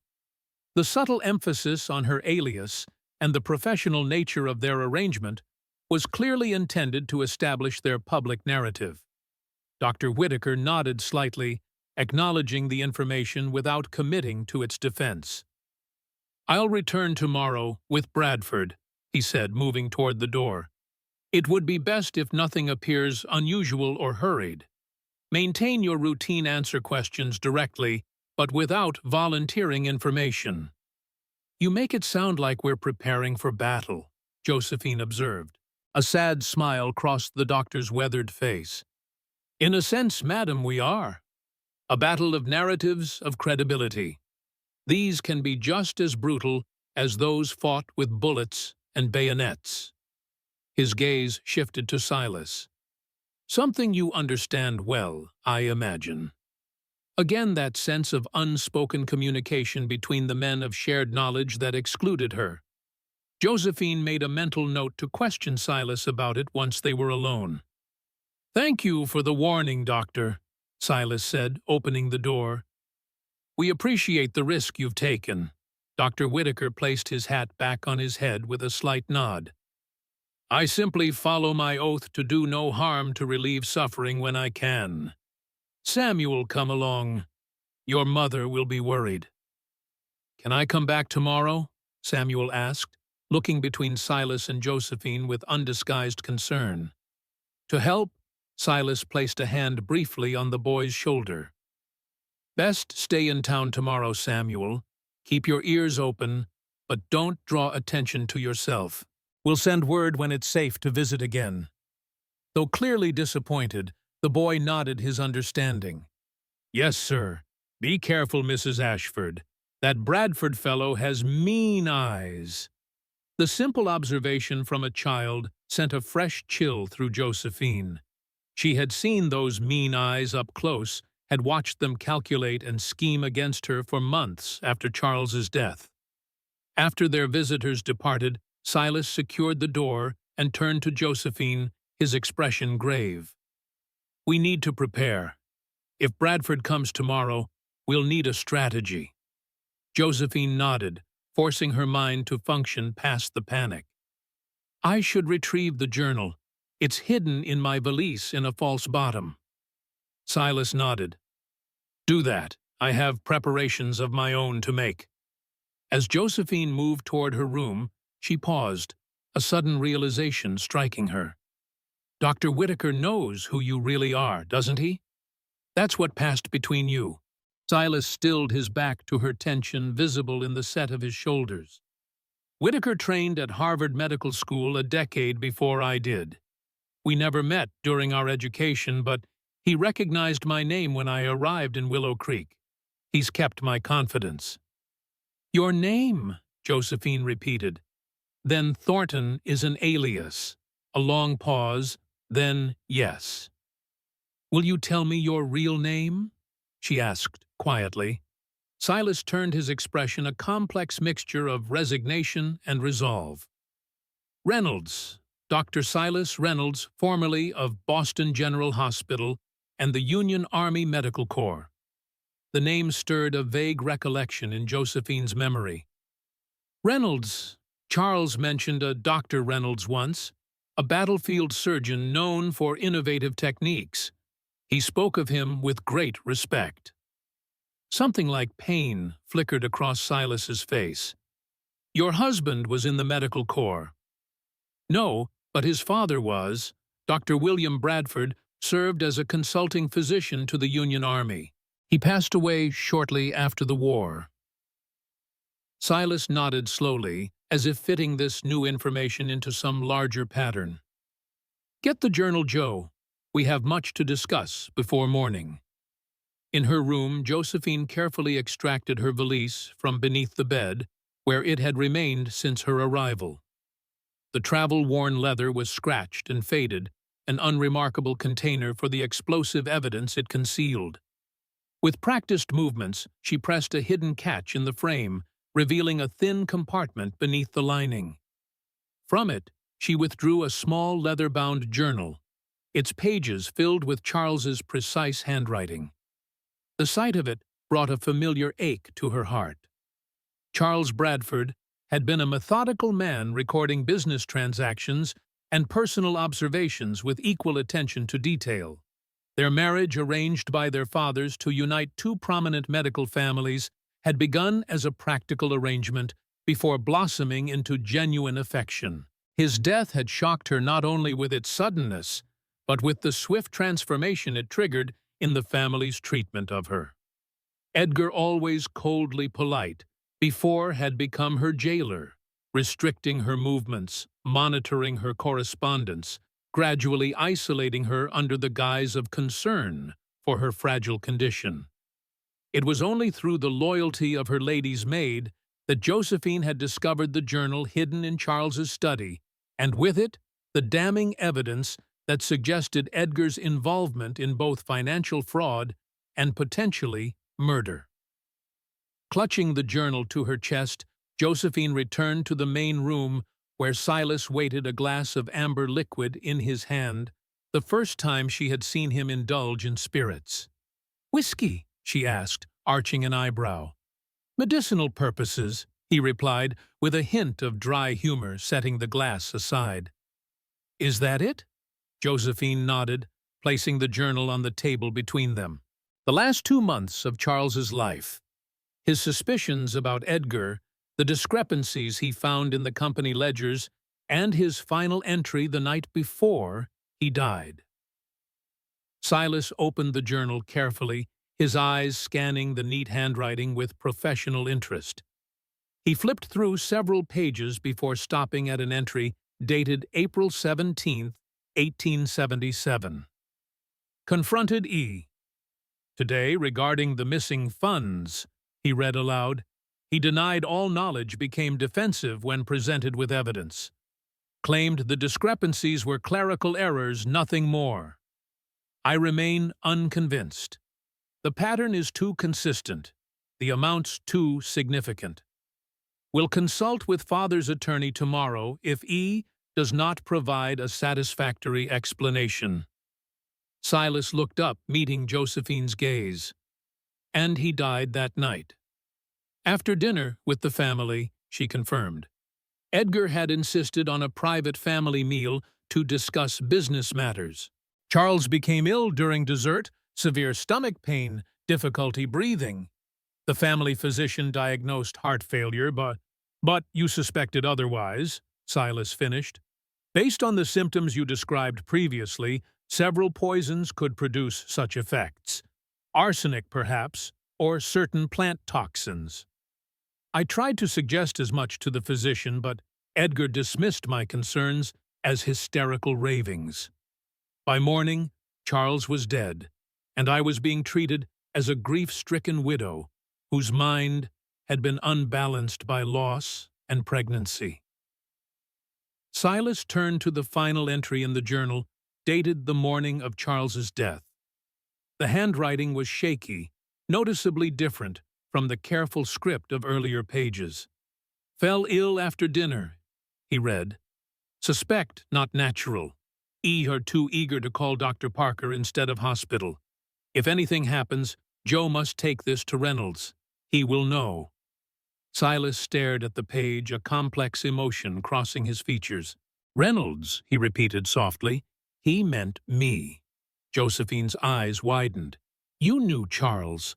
"Not well," Silas admitted, closing the journal carefully. "I treated his father for pneumonia shortly after the war. William Bradford was a respected physician, one of the few who understood what battlefield surgeons had endured. He spoke often of his sons Charles, the dutiful Edgar, the ambitious." The connection between their pasts sent a shiver through Josephine, the sense of invisible threads drawing them together across time and circumstance.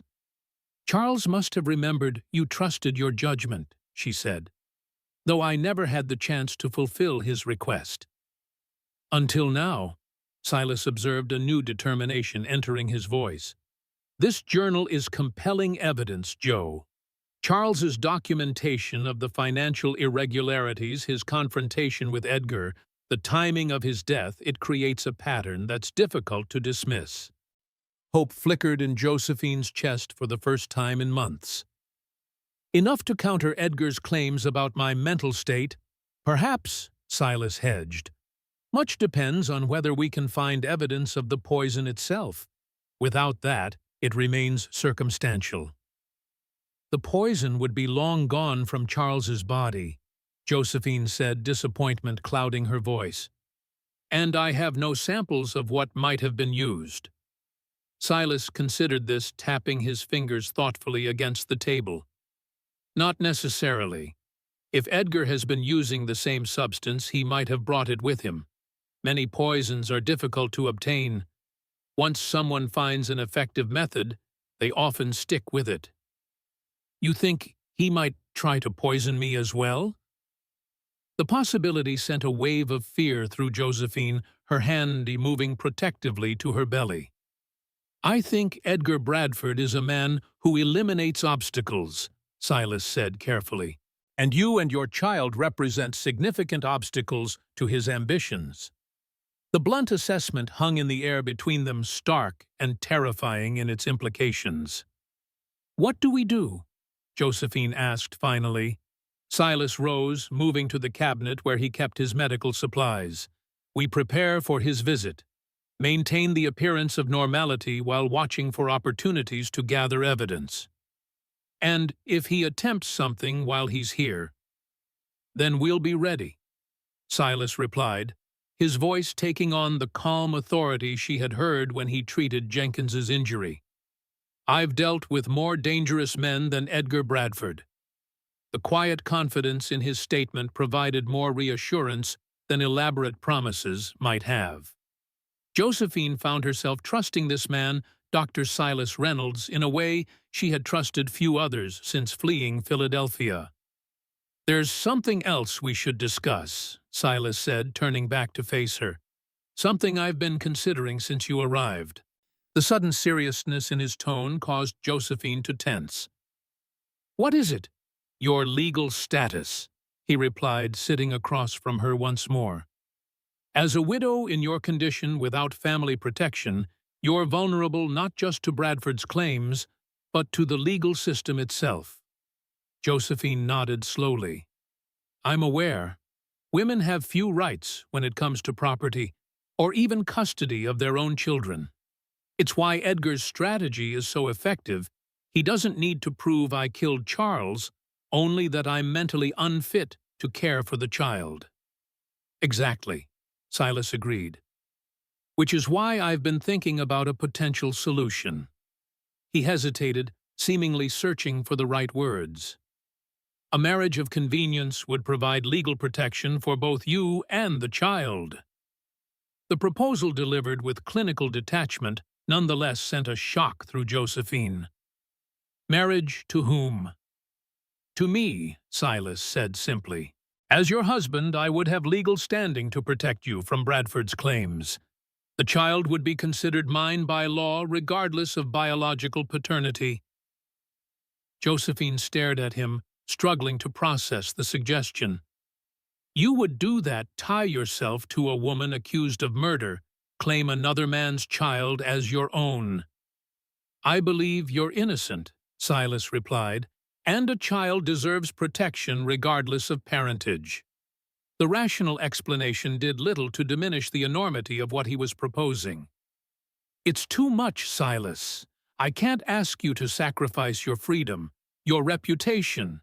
My reputation is already compromised, he interrupted with a touch of wry humor. And as for freedom, we all make choices that bind us in different ways. This one at least would serve a purpose I can believe in. Josephine studied his face, searching for signs of reluctance or hidden motives. She found only the steady resolve that seemed to characterize his approach to all significant matters. And after, she asked quietly, after the baby comes, after Bradford is dealt with, what then? Silas held her gaze.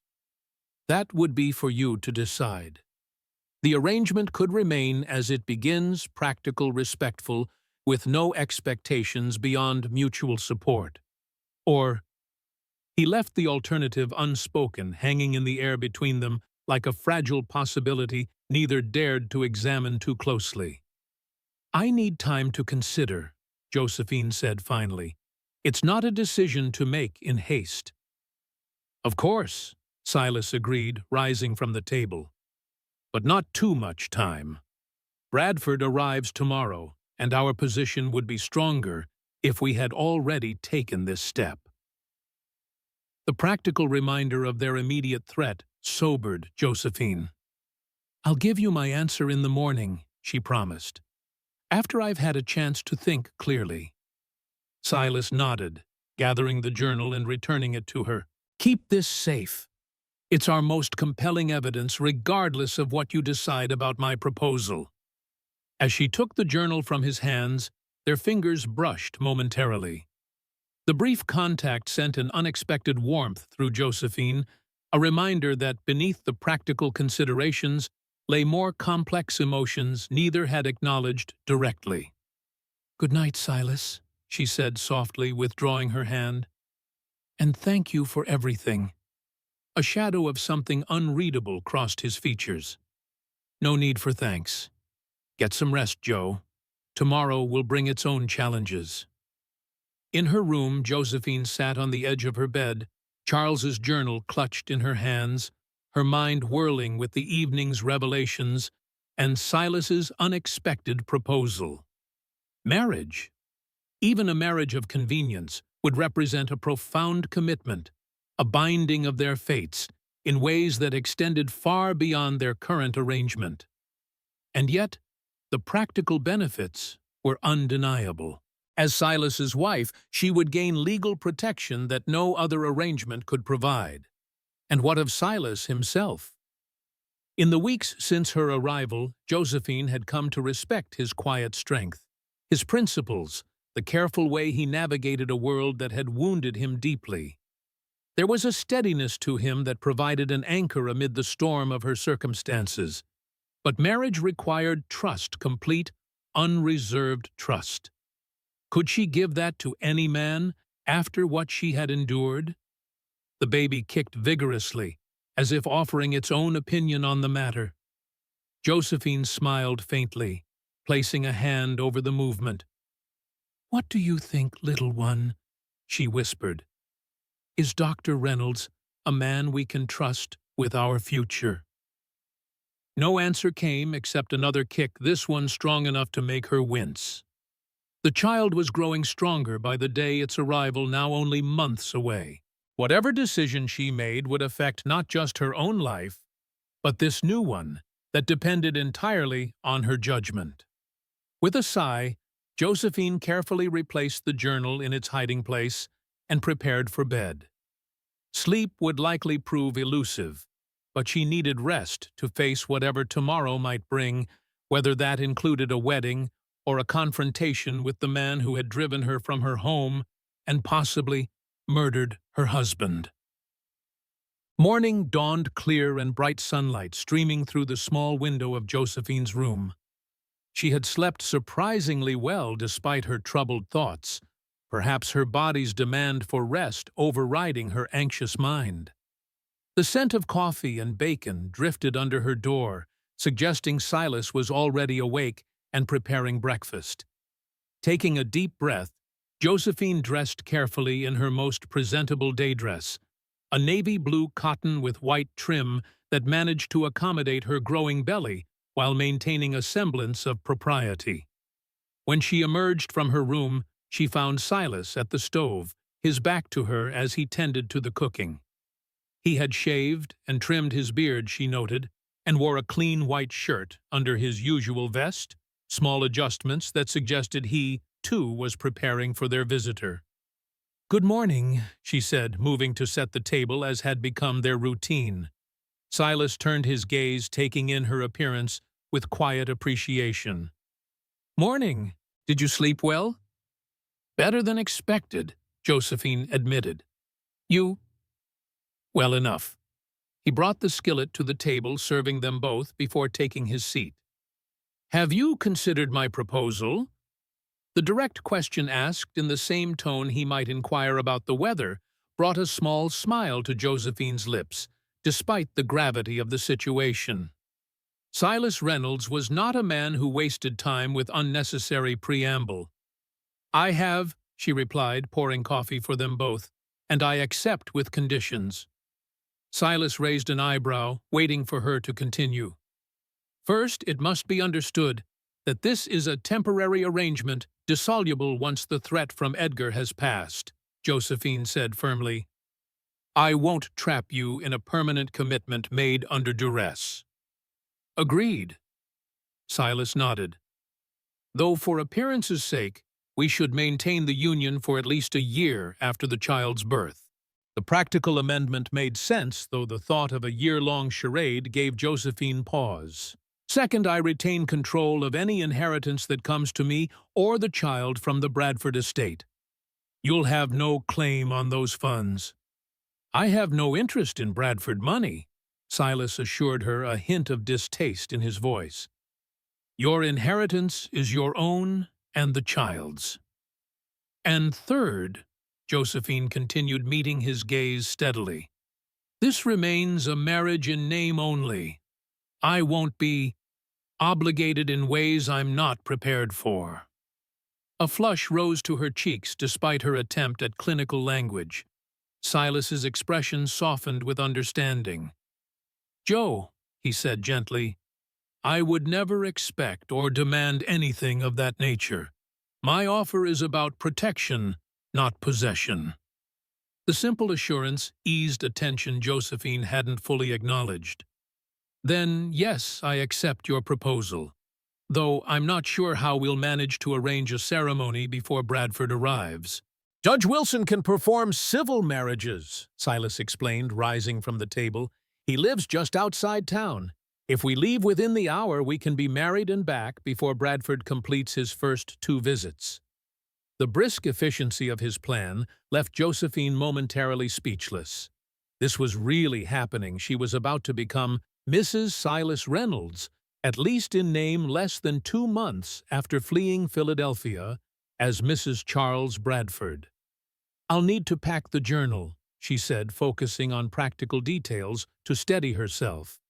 "And we should bring the ledgers that show my work here to establish my competence." Silas nodded approval. "Good thinking? I'll saddle Athena for you. She has the smoothest gait for your condition. We'll take the back road to avoid being seen from town." As he moved toward the door, Josephine called after him, "Silas, wait!" When he paused, she asked the question that had been troubling her since his proposal. "Why are you doing this, truly?" He turned back, his expression thoughtful. "Because 18 years ago, I couldn't save a woman in a situation not unlike yours. She died, believing herself alone and unprotected." A shadow crossed his face. "I won't make the same mistake twice." The honest answer revealed more about Silas Reynolds than perhaps he intended, not just his capacity for compassion, but the deep-seated guilt that drove much of his behavior. Before Josephine could respond, he continued more lightly. "Besides, the ranch runs more efficiently with your organizational skills. It would be a shame to lose such a capable bookkeeper." The deliberate shift to practicality brought a small smile to her lips. "Ah, so it's pure self-interest." "Entirely," he agreed, the ghost of an answering smile touching his mouth before he headed out to prepare the horses. Josephine moved quickly to gather what they would need. The journal carefully wrapped and hidden in her satchel.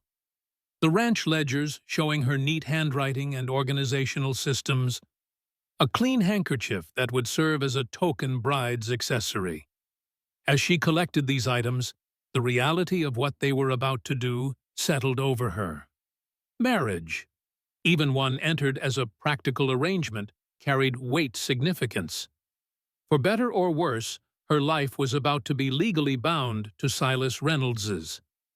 Strange how the prospect felt less like a sacrifice than a lifeline, a chance to protect herself and her child through alliance with a man whose principles she had come to respect. If circumstances had been different, if they had met in Boston society before the war, perhaps, Josephine cut off the idle speculation. Dwelling on might-have-beens served no purpose. What mattered was the present danger and the practical solution before them. Outside, Silas had saddled both horses and was securing a small pack to his saddle. He turned as Josephine approached, offering a hand to help her mount. The assistance was necessary now. Her advancing pregnancy made even simple movements like climbing into a saddle challenging. "Thank you," she said, as she settled on Athena's back, arranging her skirts as modestly as possible. "For everything, Silas. Whatever happens today, I want you to know I'm grateful." He looked up at her, his green eyes serious in the morning light. "Save your gratitude until we've dealt with Bradford. We're not out of danger yet." The reminder sobered her, bringing their purpose sharply back into focus. With a nod, she gathered the reins, following, as Silas led them away from the ranch toward the hills that would shield their approach to Judge Wilson's property. Judge Wilson's home was a modest cabin set against a backdrop of pine trees with a small attached office where he conducted legal business. As Silas and Josephine approached, the elderly jurist was outside splitting wood with remarkable vigor for a man of his years. He straightened as they rode into his yard, wiping sweat from his brow with a bandana. "Thornton," he called in greeting, then corrected himself. "Or should I say Reynolds' word travels even to old men like me." Silas dismounted, helping Josephine down before addressing the judge. "Wilson, we need your services in an official capacity." The judge's bushy eyebrows rose as he took in Josephine's condition. "I see. A matter of legitimacy, is it?" "A matter of protection," Silas corrected. "Mrs. Bradford is being pursued by her late husband's brother under false pretenses. We wish to marry to secure her legal standing and that of her child." Judge Wilson studied them both, shrewd eyes, missing nothing. "The Bradford case. I received inquiries from Philadelphia last month." His gaze settled on Josephine. "You're the widow accused of unstable behavior." Josephine met his scrutiny without flinching. "I am Mrs. Bradford, yes. The accusations against me are fabricated by Edgar Bradford to gain control of my child's inheritance." "Serious claims," the judge observed. Do you have evidence? Some, Silas replied. We're gathering more, but time is against us. Bradford is in Willow Creek, now likely to reach my property by noon. Judge Wilson considered this, then nodded once. Come inside. If you're determined on this course, best to have it done properly.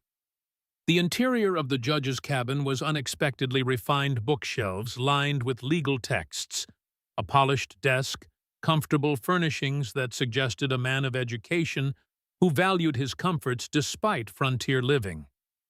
I'll need identification from both of you, Wilson said, moving behind his desk. And 2 witnesses. My identification is complicated, Josephine admitted. I've been traveling under my maiden name Ashford to avoid detection. The judge waved this aside. Your actual name is what matters for the certificate. As for witnesses, he moved to the door, calling out, Martha.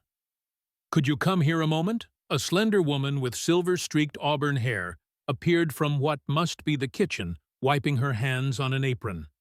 Yes, Herbert. These folks need to be married with some urgency. Would you stand witness, and perhaps Billy from the stable could serve as the second? Martha Wilson assessed the situation with a single glance, her eyes lingering briefly on Josephine's belly before offering a kind smile. Of course, I'll fetch Billy. As she departed, Judge Wilson turned back to them. I don't normally conduct hasty ceremonies, but I've known Reynolds, or Thornton as he's called himself, for 4 years. He's a man of integrity, whatever name he uses. The endorsement seemed to surprise Silas, who nodded slightly in acknowledgement. While we wait for the witnesses, Wilson continued, perhaps you'd care to explain why a decorated Union Army surgeon chose to disappear after the war only to resurface as a rancher in Wyoming territory. The direct question hung in the air, challenging in its bluntness. Josephine glanced at Silas, curious herself about the answer. The war changed many men, Silas replied after a moment. Some sought glory in its aftermath. I sought anonymity. Because of what happened at Cold Harbor, Wilson pressed. Silas stiffened, a flash of something like pain crossing his features. You're well informed for a territorial judge. I read the medical journals, Wilson said simply. Your techniques saved thousands of lives, even if that particular battle was problematic. Problematic? Silas repeated, a bitter edge entering his voice. An interesting euphemism for a massacre. Josephine watched this exchange with growing curiosity, sensing they were circling around something significant in Silas's past. Perhaps the very event that had driven him west under an assumed name. Before she could inquire further, Martha returned with a young, stable hand, allowing the conversation to shift back to the matter at hand. Right, Judge Wilson said, retrieving a ledger from his desk. Let's proceed with the ceremony. Keep in mind, this is legally binding despite its expedited nature. Marriage isn't something to enter into lightly, even under unusual circumstances. He positioned them before his desk, the witnesses on either side, and opened his legal book to the appropriate page. Dearly beloved, he began, the familiar words taking on new significance in their unusual context. We are gathered here in the sight of God and these witnesses to join this man and this woman in the bonds of matrimony. The traditional ceremony proceeded with surprising dignity despite its hastiness. When it came time for vows, Judge Wilson paused, looking between them. Do you have rings to exchange? Silas shook his head. We hadn't time to prepare. No matter, Wilson said. The vows themselves are what bind, not the symbols. Josephine's heart raced as Silas turned to face her, taking her hands in his. The moment felt suddenly unexpectedly intimate, despite the practical nature of their arrangement. I, Silas James Reynolds, he recited after the judge, take you Josephine Elizabeth Bradford to be my lawfully wedded wife, to have and to hold from this day forward, for better or worse, for richer or poorer, in sickness and in health, until death do us part." The solemn words spoken in Silas's steady voice carried weight beyond their legal significance.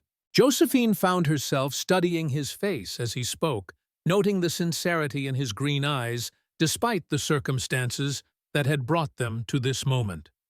When her turn came, Josephine repeated the vows with equal solemnity, aware of the irony in pledging lifelong fidelity to a man she barely knew, yet feeling a curious rightness in the commitment nonetheless. "By the authority vested in me by the territory of Wyoming," Judge Wilson concluded, "I now pronounce you husband and wife." He hesitated, then added with a small smile, "You may kiss your bride, Doctor." Silas looked momentarily startled, as if this traditional conclusion had not occurred to him.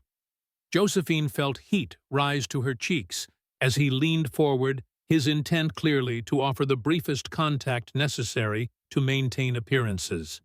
But when his lips touched hers, something unexpected happened. The simple brush of contact lingered, deepened slightly, becoming something more than mere formality. Josephine found herself responding, her hand rising to rest lightly against his chest as they shared a first kiss that neither had anticipated would feel so genuine. They separated after only a moment, both somewhat flustered by the unexpected connection. Martha Wilson smiled knowingly, while the young stable hand studiously examined his boots. "I'll prepare the certificate," Judge Wilson said tactfully, ignoring their momentary discomposure. "Mrs. Reynolds, I hope this union brings you the protection you seek." The new name startled Josephine, a reminder of the significant change that had just occurred in her legal status.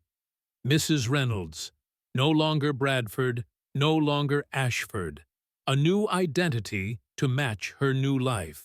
As they signed the necessary documents, Josephine felt a strange mixture of emotions: anxiety about the confrontation that still awaited them, relief at the legal protection the marriage provided, and a more complex feeling she wasn't yet ready to examine, regarding the man who was now in the eyes of the law, her husband.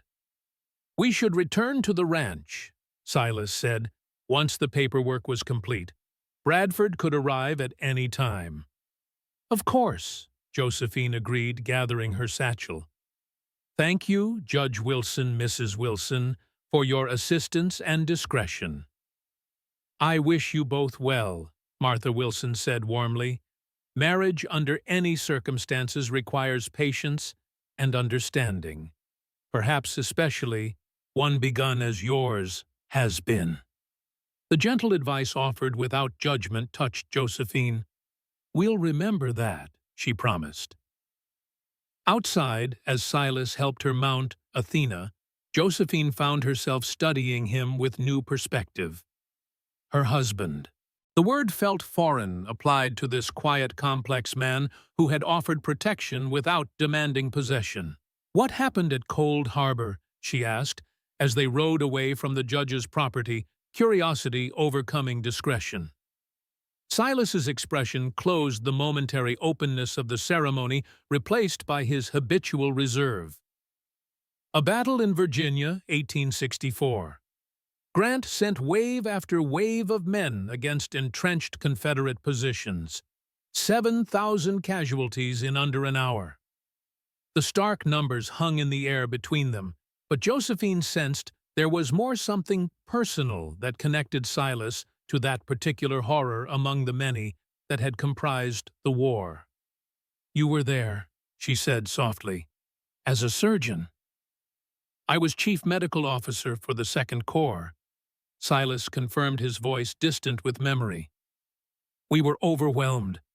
Hundreds of wounded arriving faster than we could assess them, let alone treat them." "So you developed a system," Josephine guessed, recalling the judge's reference to Silas's techniques. "Triage," he nodded. sorting the wounded by severity, treating those who could be saved, making comfortable those who couldn't. Standard practice now, but controversial then. Josephine considered this understanding dawning. You had to decide who lived and who died. In effect, yes, Silas admitted, his voice tight. I ordered my surgeons to bypass the mortally wounded to focus on those with survivable injuries. It saved many lives in aggregate, but at a cost. The men who might have had a chance, however small, Josephine finished softly. The ones classified as beyond help. Silas nodded once, his gaze fixed on the trail ahead. After the war, my methods were adopted throughout the medical corps. I was praised, offered prestigious positions, lauded as a pioneer. Meanwhile, I dreamed of dying men calling my name, accusing me of abandoning them. The raw confession explained so much: the nightmares, the journal of names, the rejection of his former identity, and the acclaim it carried. You made an impossible choice in an impossible situation, Josephine said after a moment. Saved those you could. That's the rational view, Silas acknowledged, but reason offers cold comfort at 3 a.m. when the faces of the dead visit your dreams. There was no adequate response to such pain. Josephine simply reached across the space between their horses, briefly touching his arm in silent understanding. They rode in companionable silence for a time, each absorbed in private thoughts, the reality of their new legal relationship settling over them like an invisible mantle. As they crested the final hill before the ranch came into view, Silas reined his horse to a stop. Whatever happens with Bradford, he said, turning to face her, remember that legally, you're now my wife. He has no claim on you or the child. If he attempts to intimidate or threaten, let me handle it. The protective assertion might have chafed against Josephine's independence under different circumstances. Now it provided reassurance. I'll follow your lead, she agreed. Though I won't appear cowed or confused. That would only support his narrative. Agreed. Silas nodded approvingly. Present yourself as you are intelligent, composed clearly, in command of your faculties. And our marriage, Josephine asked, how should we explain its suddenness? The truth or a version of it, Silas replied. We met when you sought employment, developed mutual respect that grew into something more. Your advancing pregnancy hastened the formalities. The simple narrative was plausible enough, particularly in frontier communities where practical considerations often outweighed traditional courtship. And if he asks about Charles, about Philadelphia, you answer truthfully but without elaboration, Silas advised. You were widowed, sought a new beginning away from painful memories.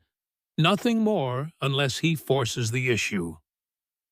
Josephine nodded mentally, preparing herself for the confrontation to come.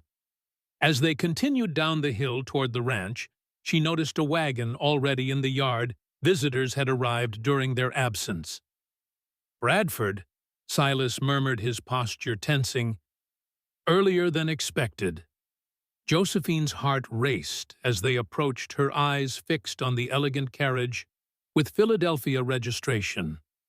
After months of running, she was about to face the man who had driven her from her home, who had possibly murdered her husband, who sought to control her child's future. Silas dismounted quickly, moving to help her down. As her feet touched the ground, he kept hold of her hands, meeting her gaze with reassuring steadiness. Remember, he said quietly, you're not alone anymore. The simple statement carried profound meaning in its context. Whatever came next, Josephine faced it not as a solitary fugitive, but as a woman with an ally, a husband at her side. Drawing strength from this knowledge, she straightened her shoulders and turned toward the cabin where Edgar Bradford awaited, ready at last to confront the past that had haunted her for so many months. Edgar Bradford stood on the porch of the cabin, his tall figure impeccably attired despite the dust of travel. At 40, he retained the handsome features that characterized the Bradford men, though his were harder, more calculating than Charles's had been. His dark hair showed distinguished silver at the temples, his trimmed beard accentuating rather than concealing his strong jawline. Beside him stood Dr. Whitaker, and two men Josephine didn't recognize, likely the hired muscle Samuel had mentioned their city clothes, unable to disguise their rough purpose. "Josephine!" Edgar called, his cultured voice carrying across the yard. "Thank God we've found you at last." The performance of concern was flawless, the worried brother-in-law relieved to discover his missing family member. Only those who knew him well would notice the cold calculation behind his solicitous expression. "Edgar," Josephine acknowledged, her voice steady, despite the fear churning in her stomach. "This is a surprise, is it?" He descended the porch steps, approaching with outstretched hands, as if to embrace her. "We've been searching for months, my dear. The family has been beside themselves with worry." Silas stepped subtly between them, not confrontational, but clearly establishing a boundary. "Mr. Bradford, I presume. I'm Dr. Silas Reynolds." Edgar's smile faltered slightly at the interruption, his gaze sharpening as he assessed Silas. "Dr. Reynolds, I was told this property belonged to a Mr. Thornton." "It does," Silas replied evenly. "I've been living under that name for personal reasons. May I inquire as to the purpose of your visit?" The direct question reclaimed control of the interaction, forcing Edgar to explain his presence rather than continuing his performance of concern. "I've come to bring my sister-in-law home," Edgar said, his tone suggesting the matter was already settled. "She left Philadelphia in a confused state, following my brother's tragic death. Her condition," he gestured vaguely toward Josephine's pregnancy, "has affected her mind. The family merely wishes to ensure her well-being and that of Charles's child." "I see," Silas said, his expression neutral. "And these men," he nodded toward the two individuals hovering near the porch. "My associates," Edgar replied smoothly. "The journey west can be hazardous. One takes precautions." Dr. Whitaker, who had remained silent during this exchange, stepped forward. "Mr. Bradford consulted me regarding Mrs. Bradford's condition. I explained that I would need to examine her before offering any professional opinion." "That won't be necessary, Doctor," Silas said. "My wife is in excellent health, both physically and mentally." The deliberate emphasis on "my wife" landed like a stone in still water, ripples of reaction spreading across the gathered faces. Edgar's expression froze, his eyes narrowing as he processed this unexpected development. "Your wife," he repeated, disbelief evident in his tone. "Josephine, what is the meaning of this?" Josephine stepped forward to stand beside Silas, her head held high. "It means exactly what Dr. Reynolds stated, Edgar. We were married this morning by Judge Wilson. I am now Mrs. Reynolds legally and willingly." Edgar's facade of concern cracked, revealing a flash of genuine anger before he mastered himself. "This is preposterous. You're still in mourning for Charles, and in your condition—" He turned to Dr. Whitaker. "You see, this impulsive behavior confirms her unstable state." "On the contrary," Josephine countered calmly, "it demonstrates my sound judgment in securing a stable future for myself and my child with a respected physician and property owner." "A respected physician who conceals his identity," Edgar scoffed. "Who marries a pregnant widow with unseemly haste. This charade only confirms what we've feared, Josephine. You're not thinking clearly." Silas remained unruffled by the accusations. "Mr. Bradford, perhaps we should continue this discussion inside. The day grows warm, and in Mrs. Reynolds's condition, comfort is advisable." The pointed reminder of Josephine's pregnancy and her new name visibly irritated Edgar, but he nodded stiffly. "By all means." As they moved toward the cabin, Silas murmured to Josephine, "Keep Charles's journal close. We may need it." She nodded almost imperceptibly, her hand brushing the satchel where the journal remained hidden. Inside, Edgar surveyed the cabin with poorly concealed disdain, taking in the simple furnishings and rustic construction. "Quite a change from Beacon Street, Josephine. I can't imagine what possessed you to flee the comforts of civilization for this." "Safety," she replied simply, taking a seat at the table. "Something I found lacking in Philadelphia after Charles's death." Edgar's expression hardened. "If you're referring to those absurd allegations, I'm referring to my husband's sudden illness following dinner with you." Josephine interrupted, her voice steady, despite the trembling of her hands. "I'm referring to the convenient diagnosis of heart failure, despite symptoms that suggested otherwise. I'm referring to your efforts to have me declared mentally unsound when I questioned these circumstances." "Unfounded paranoia," Edgar dismissed, turning to Dr. Whitaker. "You see the delusions she's constructed. Charles died of the same heart condition that took our father. The family physician confirmed it." "Dr. Parker is your personal physician, not the family's," Josephine corrected, a distinction Charles noted before his death. Edgar's expression flickered a brief telling moment of unease before his confident mask returned. "This is precisely the sort of confused thinking that concerns us. Mixing up details, constructing conspiracies. The strain of pregnancy coupled with grief has clearly affected your reasoning." Silas, who had been observing this exchange with clinical interest, spoke up. "Mr. Bradford, I've spent several weeks in Mrs. Reynolds's company. During that time, she has demonstrated exceptional organizational skills, clear reasoning, and emotional stability despite her circumstances. As a medical professional, I see no evidence whatsoever of mental impairment." "With respect, Dr. Reynolds," Edgar replied coldly, "your judgment in this matter is compromised by your relationship with my sister-in-law.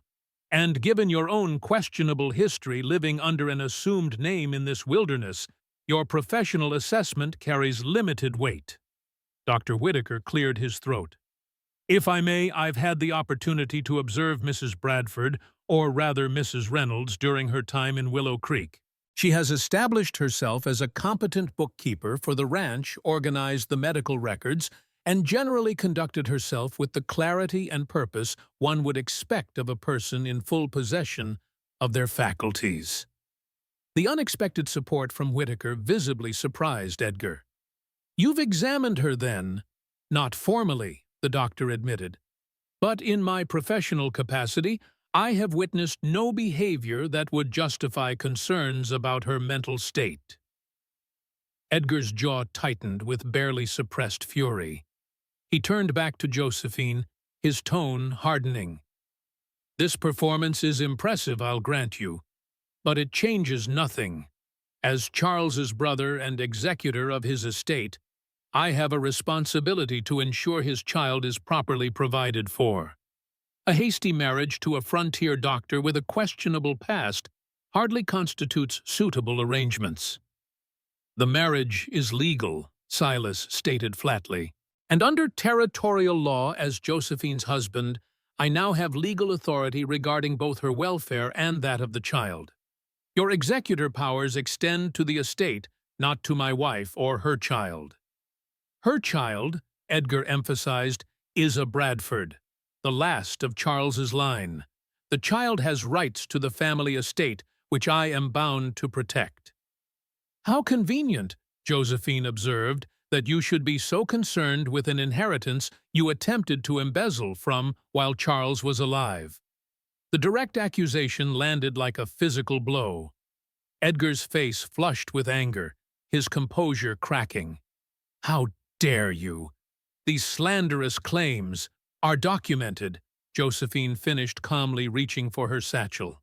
"By Charles himself, before his death.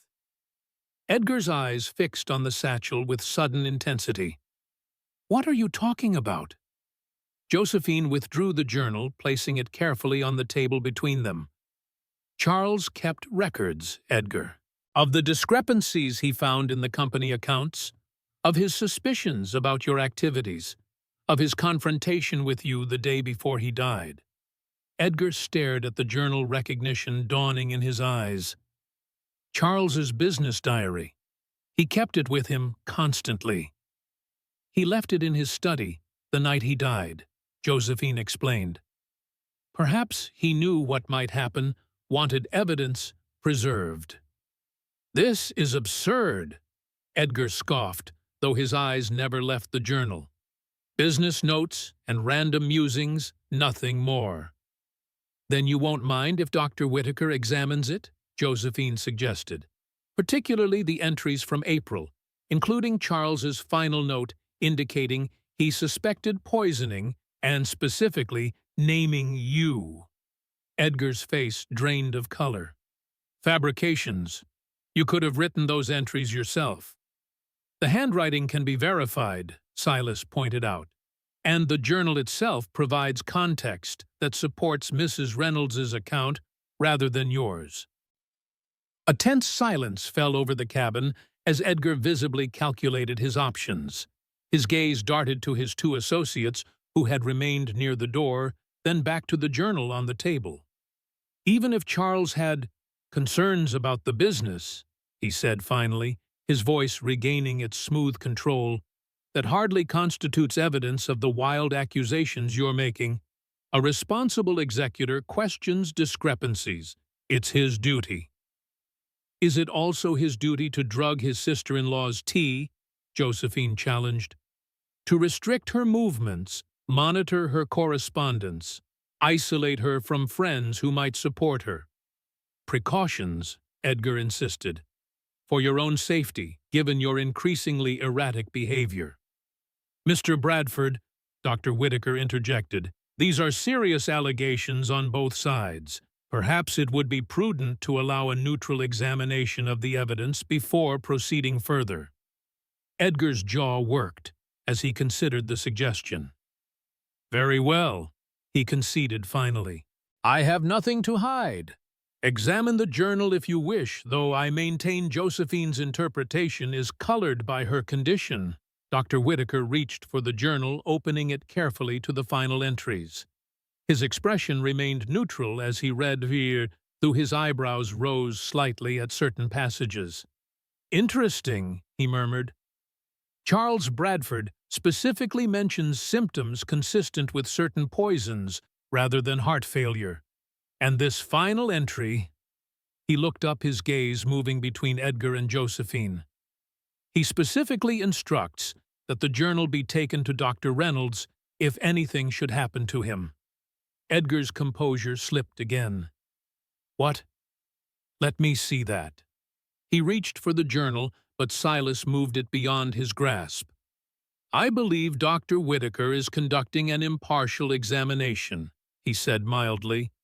"Perhaps we should allow him to continue." Edgar subsided, though the tension in his body suggested a man barely restraining himself. "This is ridiculous. Even if Charles wrote such things, he was clearly confused, paranoid. The heart condition affected his thinking near the end." "A convenient explanation," Josephine observed. "One that dismisses evidence that contradicts your narrative." Edgar's eyes narrowed. "And what of your narrative, Josephine? A grieving widow flees her home, abandons her family, takes up with a frontier doctor under an assumed name, and hastily marries him before her late husband's child is even born. Which version seems more credible to an objective observer?" The pointed question hung in the air, its implication clear. Viewed from outside without context, Josephine's actions could indeed appear suspicious or unstable. "Perhaps," Silas suggested, "the answer lies not in competing narratives, but in physical evidence. Mr. Bradford, would you object to Dr. Whitaker examining the contents of your luggage If you have nothing to hide as you claim such an examination would help clear this matter. Edgar stiffened. My personal belongings are private. I see no reason to submit to such an intrusion. Interesting, Silas observed mildly. You demand Josephine submit to examination of her mental state, but refuse a simple inspection of your possessions. The situations are hardly comparable, Edgar snapped. My sister-in-law's well-being directly affects the Bradford heir. My personal effects are irrelevant. Unless, Dr. Whitaker said thoughtfully, they contain evidence related to the allegations at hand. For instance, medicinal compounds that might corroborate Mrs. Reynolds's suspicions. Edgar's gaze darted briefly to a valise placed near the door, a tell so subtle that only Josephine, who knew his mannerisms intimately from months of wary observation, caught it. My medicine chest contains nothing but common remedies, Edgar insisted. Headache powders, digestive aids, sleep tonics. Standard preparations for travel. Then you wouldn't object to Dr. Whitaker examining them, Silas pressed. For peace of mind, if nothing else. Edgar's jaw tightened. This is becoming absurd. I came here to retrieve my brother's widow, not to be subjected to baseless accusations and invasions of privacy. He rose abruptly, signaling to his associates. We're leaving. This matter will be settled through proper legal channels in Philadelphia, where the family has standing. As he moved toward the door, Josephine felt panic rising in her throat. If Edgar left now with the journal's accusations unresolved, he would simply return with more men, perhaps with legal documents from Eastern courts that local authorities might feel compelled to honor despite the marriage. Charles's last words were about you, she said suddenly, her voice cutting through the tension. He said, watch Edgar. He'll try to take everything. Edgar froze his back to her shoulders, rigid with barely contained fury. Slowly, he turned. You go too far, Josephine. Charles said no such thing. He did, she insisted, rising from her chair, despite Silas's cautioning hand. Just before he lost consciousness, he knew Edgar. He knew what you'd done, what you planned to do. Enough! Edgar's composure shattered entirely, his face contorting with rage. Charles was a fool who couldn't see beyond his books and medical journals. The business was failing under his management. I saved it, built it into something greater, and he repaid me with suspicion and threats. The admission hung in the air, damning in its implications. Dr. Whitaker and Silas exchanged glances, while Josephine felt a grim vindication despite the pain of having her worst fears confirmed. "Did you poison him, Edgar?" she asked quietly. Edgar's expression shuttered control, reasserting itself too late. "Don't be ridiculous. Charles died of heart failure, as the death certificate states." "A certificate signed by your personal physician," Josephine reminded him. "After you refused my request for an independent examination." "This conversation is over," Edgar declared, his tone once again smooth and controlled. "Jenkins Carter, we're leaving. The legal system will resolve this matter." As his associates moved to follow him, Dr. Whitaker stepped forward. "Actually, Mr. Bradford, I'm afraid I can't allow you to leave just yet." Edgar paused, his expression darkening. "I beg your pardon." "As the county medical examiner," Whitaker continued calmly, "I have authority to investigate allegations of poisoning, given the evidence presented in Charles Bradford's journal and your own, revealing statements. I believe further inquiry is warranted." "This is outrageous," Edgar sputtered. "You have no jurisdiction over matters that occurred in Philadelphia." "Perhaps not," Whitaker acknowledged. "But I do have jurisdiction over the contents of the medicines you've brought into this territory. Sheriff Wallace is waiting outside Mr. Bradford. He'll escort you and your associates back to town while we examine your luggage." As if on cue, the door opened to reveal a weathered man in a sheriff's badge. Behind him stood several deputies, their expressions serious. Edgar's face drained of color as he realized the trap that had been laid. His gaze swung accusingly to Silas. "You arranged this, all of it." "Actually," Silas replied mildly, "Dr. Whitaker made the arrangements after our discussion last night. I merely provided the venue." Edgar lunged suddenly toward Josephine, his control finally snapping. "You scheming bitch, after everything the family gave you." He never completed the sentence.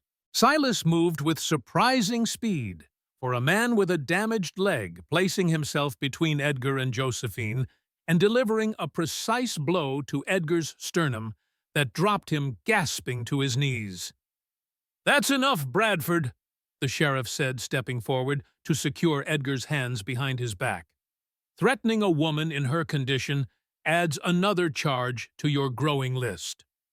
Josephine watched a complex mixture of emotions washing through her as Edgar was led away, still hurling invectives that grew increasingly desperate. Relief, vindication, and beneath it all, a profound sadness for Charles, whose trust in his brother had ultimately cost him his life. Dr. Whitaker approached, placing a comforting hand on her shoulder. "You should rest, Mrs. Reynolds. This has been quite an ordeal, and in your condition—" "I'm all right," Josephine assured him, though she gratefully accepted Silas's supportive arm around her waist. "What happens now? We'll examine Bradford's luggage for evidence," Whitaker explained. "If we find poison matching the symptoms you described, we'll wire the Philadelphia authorities with our findings. They'll likely exhume Charles's body for examination, though after this much time traces may be difficult to detect." "And Edgar?" Silas asked. "We'll hold him pending the investigation," the sheriff replied. "His associates, too, as material witnesses. They seemed awfully quick to turn on him once the accusations flew, so I expect they'll cooperate to save themselves." Josephine nodded, the reality of Edgar's capture still settling over her. After months of running, of looking over her shoulder, of fearing for her child's future, justice was finally within reach. "Thank you," she said simply, looking between Whitaker and the sheriff, "for believing me when so many wouldn't." "Evidence speaks for itself, ma'am," the sheriff said with a slight tip of his hat. "And that journal of your late husband's is mighty convincing." As the lawmen departed with their prisoners, Silas guided Josephine to a chair. "You should sit. The excitement isn't good for the baby." She allowed him to settle her, suddenly aware of how exhausted she truly was. The day had contained a lifetime of momentous events, a wedding, a confrontation, and now, perhaps, the beginning of resolution. "It's over," she murmured, the realization washing over her like a wave. "He can't hurt us anymore." Silas knelt beside her chair, his green eyes serious as they met hers. "Not entirely over," he cautioned gently. "There will be legal proceedings, testimony required.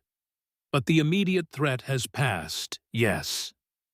Josephine nodded her hand, moving to her belly, where the baby kicked vigorously as if celebrating its newfound security. "And us? What happens now with this?" She gestured vaguely between them, indicating their hastily contracted marriage. Silas was silent for a moment, considering the question with characteristic thoroughness. "That depends," he said finally, "on what you want, Joe." The simple response placed the decision squarely in her hands. No pressure, no expectations, just an acknowledgement of her agency in determining their shared future. "I don't know," she admitted honestly. "Everything has happened so quickly. The marriage was necessary, practical, but now there's time," Silas finished for her. "Time to decide what comes next, together or separately. The word together lingered between them, laden with possibilities neither had fully acknowledged until this moment. Josephine found herself studying Silas's face, the steady green eyes, the lines etched by experience rather than age, the quiet strength that had become her anchor in a storm-tossed sea. Together sounds not unreasonable, she said carefully, at least until we see how events unfold. A ghost of a smile touched Silas's lips. High praise indeed. The gentle teasing broke the tension, drawing a genuine laugh from Josephine, perhaps her first since Charles's death. The sound seemed to surprise them both, a reminder that beyond survival and justice lay the possibility of genuine happiness. I should prepare supper, she said, making a move to rise. It's been a rather significant day. Silas placed a hand on her arm, staying her. Rest. I'm perfectly capable of heating stew without burning down the cabin. The simple domestic exchange felt surreal after the drama that had preceded it, yet profoundly comforting in its normality. Whatever the future held, legal proceedings against Edgar, the birth of her child, the evolution of their unusual marriage for this moment, at least Josephine had found safe harbor. Outside, the sun began its descent toward the horizon, casting long shadows across the ranch yard. Another day ending, but unlike so many before it, this one closed not with fear and uncertainty, but with the tentative promise of justice and new beginnings. Inside the cabin that had become her home, Josephine watched as Silas moved about the kitchen, his actions methodical and assured, and allowed herself to imagine a future where peace might finally be possible for herself, for her child, and perhaps even for the wounded healer who had offered shelter when she needed it most. The days following Edgar Bradford's arrest passed in a curious mixture of tension and relief. While the immediate threat had been removed, Josephine found herself in a state of suspended anticipation, waiting for legal proceedings to begin, for evidence to be examined, for the tenuous piece she'd found to either solidify or shatter. Dr. Whitaker had telegraphed the Philadelphia authorities with details of their findings. Edgar's traveling case had indeed contained a small bottle of colorless liquid that, when tested, proved to be a potent extract of foxglove, a plant that in controlled doses could treat heart conditions, but in larger amounts caused symptoms identical to those Charles had suffered before his death. A clever choice, Silas had observed grimly when Whitaker delivered the news. If detected, it could be explained away as heart medicine, the perfect poison for someone already suspected of having cardiac problems. The discovery had been damning, particularly when combined with Charles's journal and Edgar's own incriminating outburst. Yet Josephine remained cautious in her optimism. Edgar Bradford was a wealthy man with connections throughout the Eastern establishment. Money and influence had a way of transforming even the most compelling evidence into reasonable doubt. July arrived with a sweltering heat that seemed to settle over the ranch like a heavy blanket. At 8 months pregnant, Josephine found the temperatures particularly challenging. Her body unwieldy and prone to swelling in the summer warmth. Silas had insisted on adjustments to her duties, limiting her time in the garden to early morning hours, and taking over more of the household tasks despite her protests. Doctors make terrible patients, she observed one evening as Silas returned from town with supplies and the latest news about Edgar's case. And apparently equally terrible at allowing others to work when they should rest. A ghost of a smile touched his lips as he unloaded parcels onto the table. Fortunately, you're neither a doctor nor a patient. You're a pregnant woman in the Wyoming summer, which calls for reasonable precautions. The matter-of-fact statement, delivered without condescension, made it difficult for Josephine to maintain her indignation. Over the past weeks, she had come to appreciate Silas's practical concern, so different from Edgar's controlling protection. or even Charles's well-meaning but distant solicitude. "What news from town?" she asked, sorting through the packages. Flour, coffee, sugar, the staples of their shared life alongside a surprising addition of lemon drops, a small indulgence she had mentioned enjoying during her childhood. Silas noted her discovery of the candy with quiet satisfaction before responding. "Bradford's attorney arrived from Denver. Harrow is his name, reportedly quite skilled at extracting clients from difficult situations." Josephine's heart sank. "I expected as much. Edgar wouldn't trust a local lawyer with his defense." "Whitaker seems unimpressed," Silas continued, hanging his hat on the peg near the door. "Says Harrow spent more time complaining about the accommodations than examining the evidence." "That sounds like someone Edgar would hire," Josephine said with a faint smile. "Style over substance when it suits him." "The Philadelphia authorities have ordered Charles's body exhumed," Silas added, his tone gentler, now aware of the sensitivity of the subject. "They'll test for traces of the poison, though, after this much time." "They may find nothing," Josephine finished, accepting the reality with a calm born of necessity. Edgar was always meticulous about covering his tracks. "The journal and the poison in his possession remain compelling evidence," Silas reminded her. "And his outburst here didn't help his case."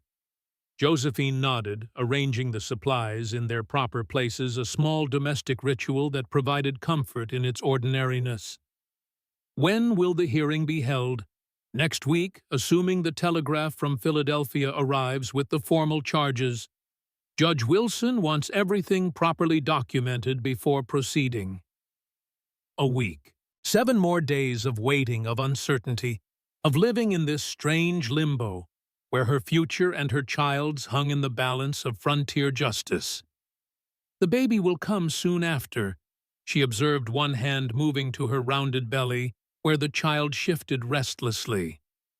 "Perhaps by the full moon in August." Silas's expression softened as his gaze followed her gesture. "Whitaker believes you're progressing normally. No signs of complications." The clinical assessment was delivered with a warmth that transcended medical detachment. Over the past weeks, something had shifted between them, subtle but undeniable. The practical arrangement of their marriage had begun to develop tendrils of genuine attachment, fragile but persistent. "I've been thinking," Josephine said, carefully measuring coffee beans into their canister, "about what happens after. After the hearing, after the baby comes." Silas stilled his attention fully on her now. And I find myself reluctant to return to Philadelphia, regardless of the outcome with Edgar." She met his gaze directly. "There's nothing for me there but painful memories and a society that would forever view me with suspicion." "Where would you go?" Silas asked, echoing his question from months ago when she'd first proposed leaving the ranch. This time Josephine had an answer. "I've been considering remaining in Wyoming. Perhaps not Willow Creek specifically, but somewhere in the territory. The inheritance from Charles would provide means to establish a small school, perhaps. I was trained as a teacher before my marriage." Silas absorbed this, his expression thoughtful. "Wyoming would be fortunate to have you," he said finally. "Though property in Cheyenne or Laramie would be considerably more expensive than here." Josephine hesitated, then took the plunge into the unspoken question that had hovered between them. "I've also been considering the possibility of not dissolving our arrangement immediately." Silas's eyebrows rose slightly, the only visible reaction to her tentative proposal. "Go on." "The marriage has served its legal purpose," Josephine acknowledged, "but there are practical benefits to maintaining it at least until the child is older. Stability, security, shared resources." She paused, then added more quietly, "And I've found our partnership not unpleasant." A smile tugged at the corner of Silas's mouth. High praise indeed. The echo of his earlier teasing broke the tension, drawing an answering smile from Josephine. You know what I mean. We work well together. There's respect, compatibility, more than many marriages begin with. True, Silas agreed, moving to stand nearer to her, his proximity both comforting and somehow electric. And is that what you want, Joe, a continuation of our arrangement for practical purposes? The question was gentle, but direct, forcing Josephine to examine her own feelings more closely than she had allowed herself to do. Did she want merely a practical partnership, or had her feelings evolved into something deeper during these months of shared challenges and quiet evenings? I want, she began, then hesitated, the words catching in her throat. After so long guarding her emotions, vulnerability did not come easily. I want to see what might develop without pressure or false expectations. I want the freedom to discover if what I feel is genuine or merely gratitude and circumstance. Silas studied her face, his green eyes thoughtful. And if it proves to be genuine, then we build on it, Josephine said simply, one day at a time, as we have been doing. He nodded slowly, seeming to find the answer satisfactory. And if not, then we part as friends with mutual respect and no regrets, she replied, though even voicing the possibility created a curious ache in her chest. Silas was quiet for a long moment, considering her words with characteristic thoroughness. Finally, he reached out his calloused fingers, gently brushing a strand of hair from her face, a gesture so unexpectedly tender that Josephine felt her breath catch. I would like that, he said softly, to see what might develop between us, given time and freedom. The simple acceptance without demands or grandiose declarations embodied everything Josephine had come to value about Silas Reynolds. He offered possibility without pressure, commitment without captivity. The moment stretched between them, intimate and charged with unspoken emotion. Josephine found herself leaning slightly toward him, drawn by something more powerful than conscious thought. A sharp knock at the door shattered the moment. Silas stepped back, his expression shifting from tenderness to alert wariness in an instant. Few visitors came to the ranch, especially in the evening hours. Since Edgar's arrest, both had remained vigilant, aware that Bradford's money might have purchased loyalty beyond his immediate associates. Stay back, Silas murmured, moving toward the door with the caution of a man familiar with ambush. Josephine retreated to the far side of the table, her hand instinctively seeking the small Derringer pistol she kept in her pocket, a precaution Silas had insisted upon after Edgar's arrest. "Who is it?" Silas called through the closed door. "Samuel Cooper, sir," came the boy's familiar voice. "Ma sent me with urgent news." The tension in Silas's shoulders eased slightly as he opened the door to reveal the tow-headed boy on their porch, his crutch tucked under one arm and his young face unusually serious. "Evening, Samuel," Silas greeted him. "What brings you out so late?"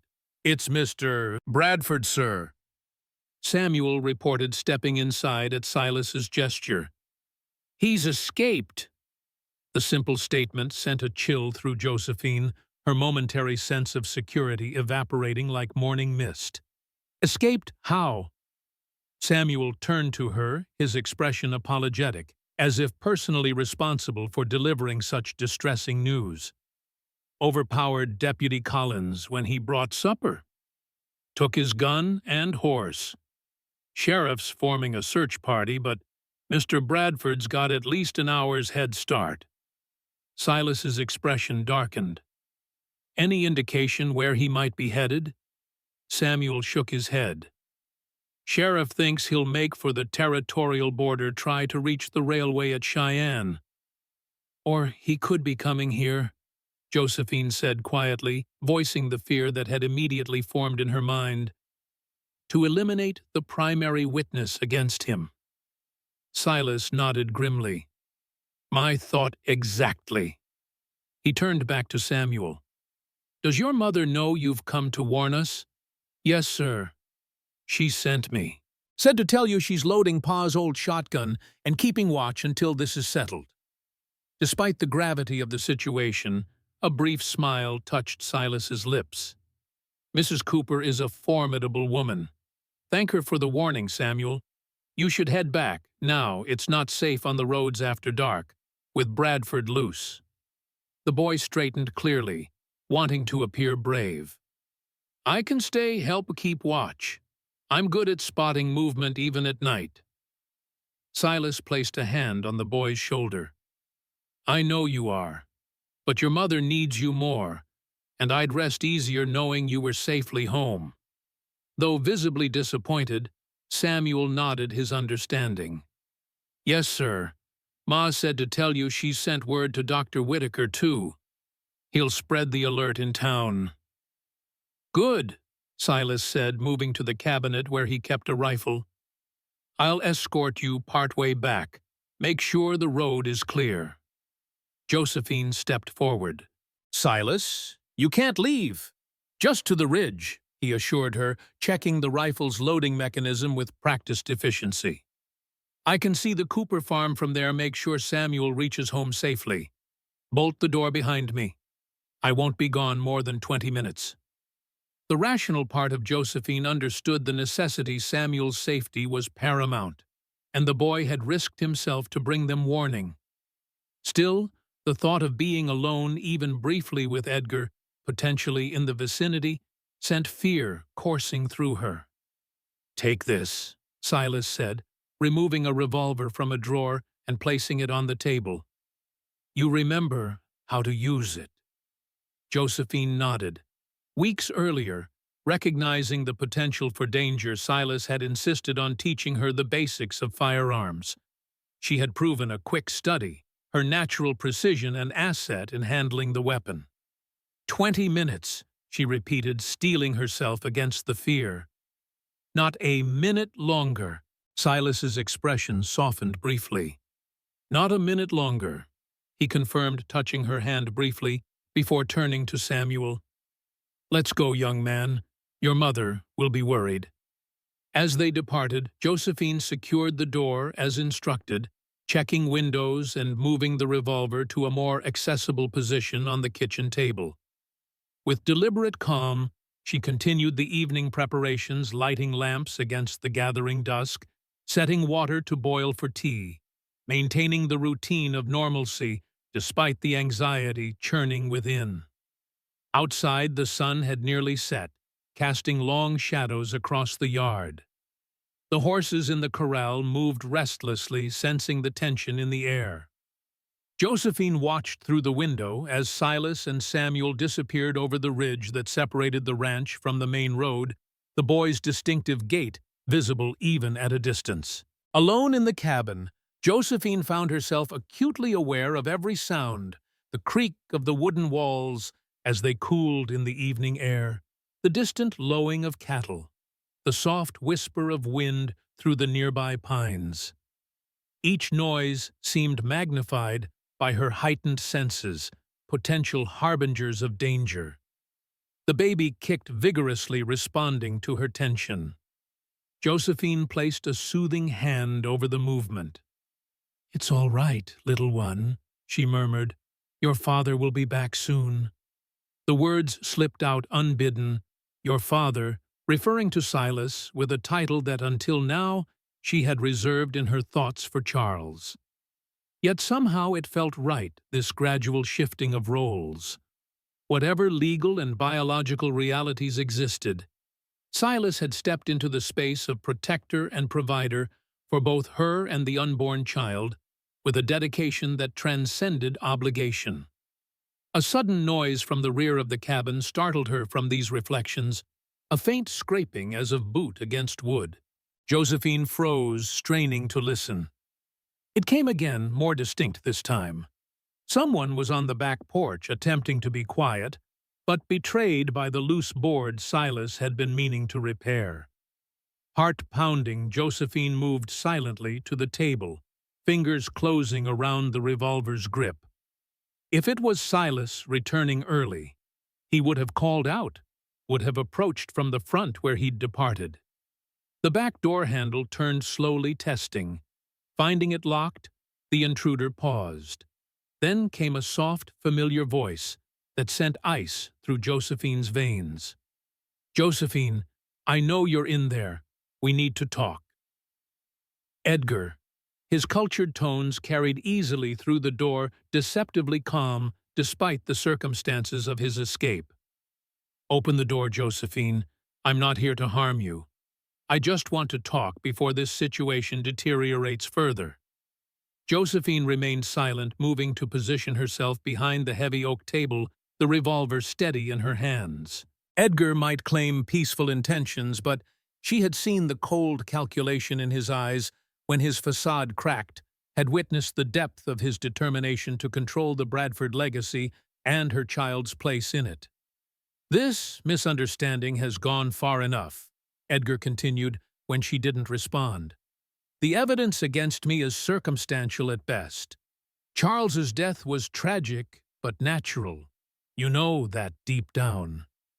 The smooth persuasiveness of his voice was familiar, the same tone he had used to convince the family physician of her unstable condition, to explain away Charles's suspicions, to justify each incremental restriction of her freedom after her husband's death.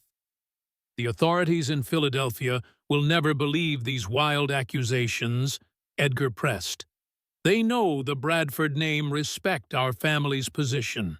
This territorial justice is a temporary inconvenience, nothing more." Still, Josephine remained silent, calculating. Silas would return soon, but not soon enough.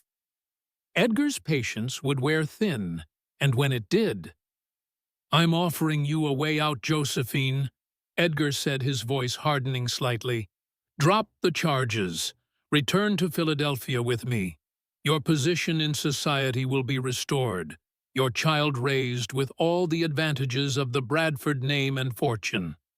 This frontier marriage can be quietly annulled, a temporary aberration caused by grief and confusion."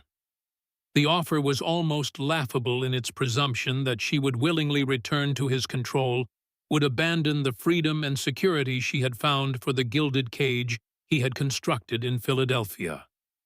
"No need to answer now." Edgar continued, misinterpreting her silence as consideration. "I'll give you until morning to think it over. I have a camp established in the hills, quite comfortable, all things considered. Come find me when you're ready to be reasonable." A final testing of the door handle, then footsteps retreating across the porch. Josephine held her position, suspecting a trick. Edgar Bradford was not a man who accepted refusal gracefully, nor one who left matters to chance when direct action might serve. Her caution proved warranted. No sooner had the footsteps faded than a shattering crash came from the bedroom window. The sound of breaking glass, followed by the thud of something heavy landing on the floor. "Forgive the dramatics," Edgar called, his voice now hard and cold. "But time is a luxury I no longer possess, thanks to your machinations." Josephine raised the revolver, aiming at the bedroom doorway. As Edgar emerged, a pistol held casually in one hand. He had changed significantly from the impeccably groomed businessman who had arrived at the ranch weeks earlier. His beard was unkempt, his clothing dirty and torn in places, his eyes holding a dangerous combination of desperation and determination. "There you are," he said, stopping in the doorway when he saw the weapon in her hands. "I see Reynolds has been teaching you new skills. How domestic."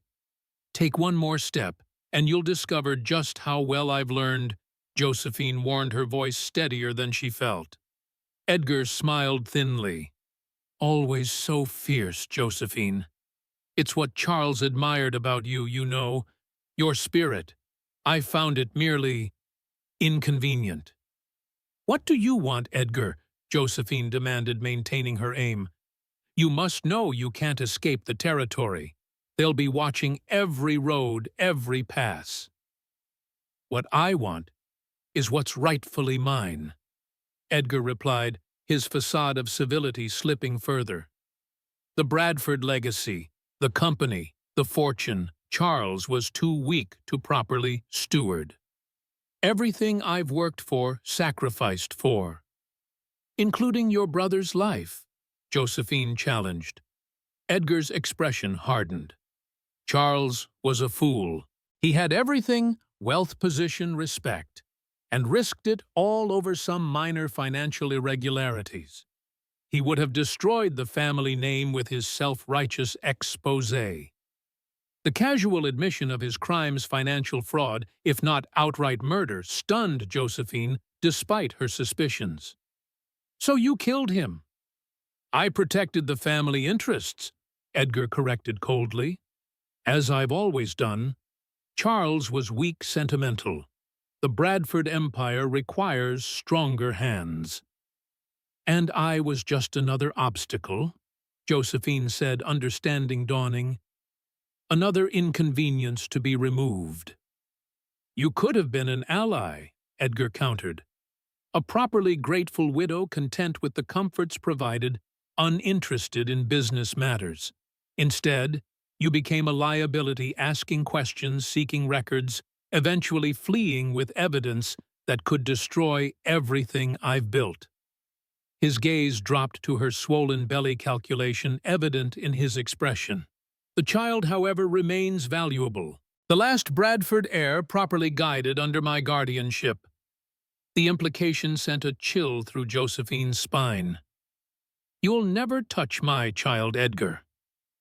That's not your decision to make anymore, he said, raising his pistol to match her aim. Now lower your weapon and we'll discuss this reasonably. I have no desire to harm you, Josephine, but I will not let you destroy what remains of my life. Josephine held her position, mind racing. Edgar stood between her and the only exit, not blocked by furniture. Even if she managed to fire first in her condition, she couldn't move quickly enough to escape. And Silas was still at least 10 minutes away, assuming he was already returning from escorting Samuel. You won't shoot, Edgar said confidently, taking a step forward. You don't have it in you. Charles always said you were too gentle for the harsher realities of life. Charles didn't know everything about me, Josephine replied, her finger steady on the trigger. And neither do you. Edgar took another step, his pistol unwavering. Last chance, Josephine. Lower your weapon and come with me willingly, or I'll be forced to take more decisive action. The choice is yours. The standoff stretched between them, taut with lethal possibility. Josephine knew her options were limited. Edgar was right about one thing: she had never fired a weapon at another human being, despite her practice with targets. Could she pull the trigger when it mattered most? And even if she did, would it be enough to stop him before he returned fire?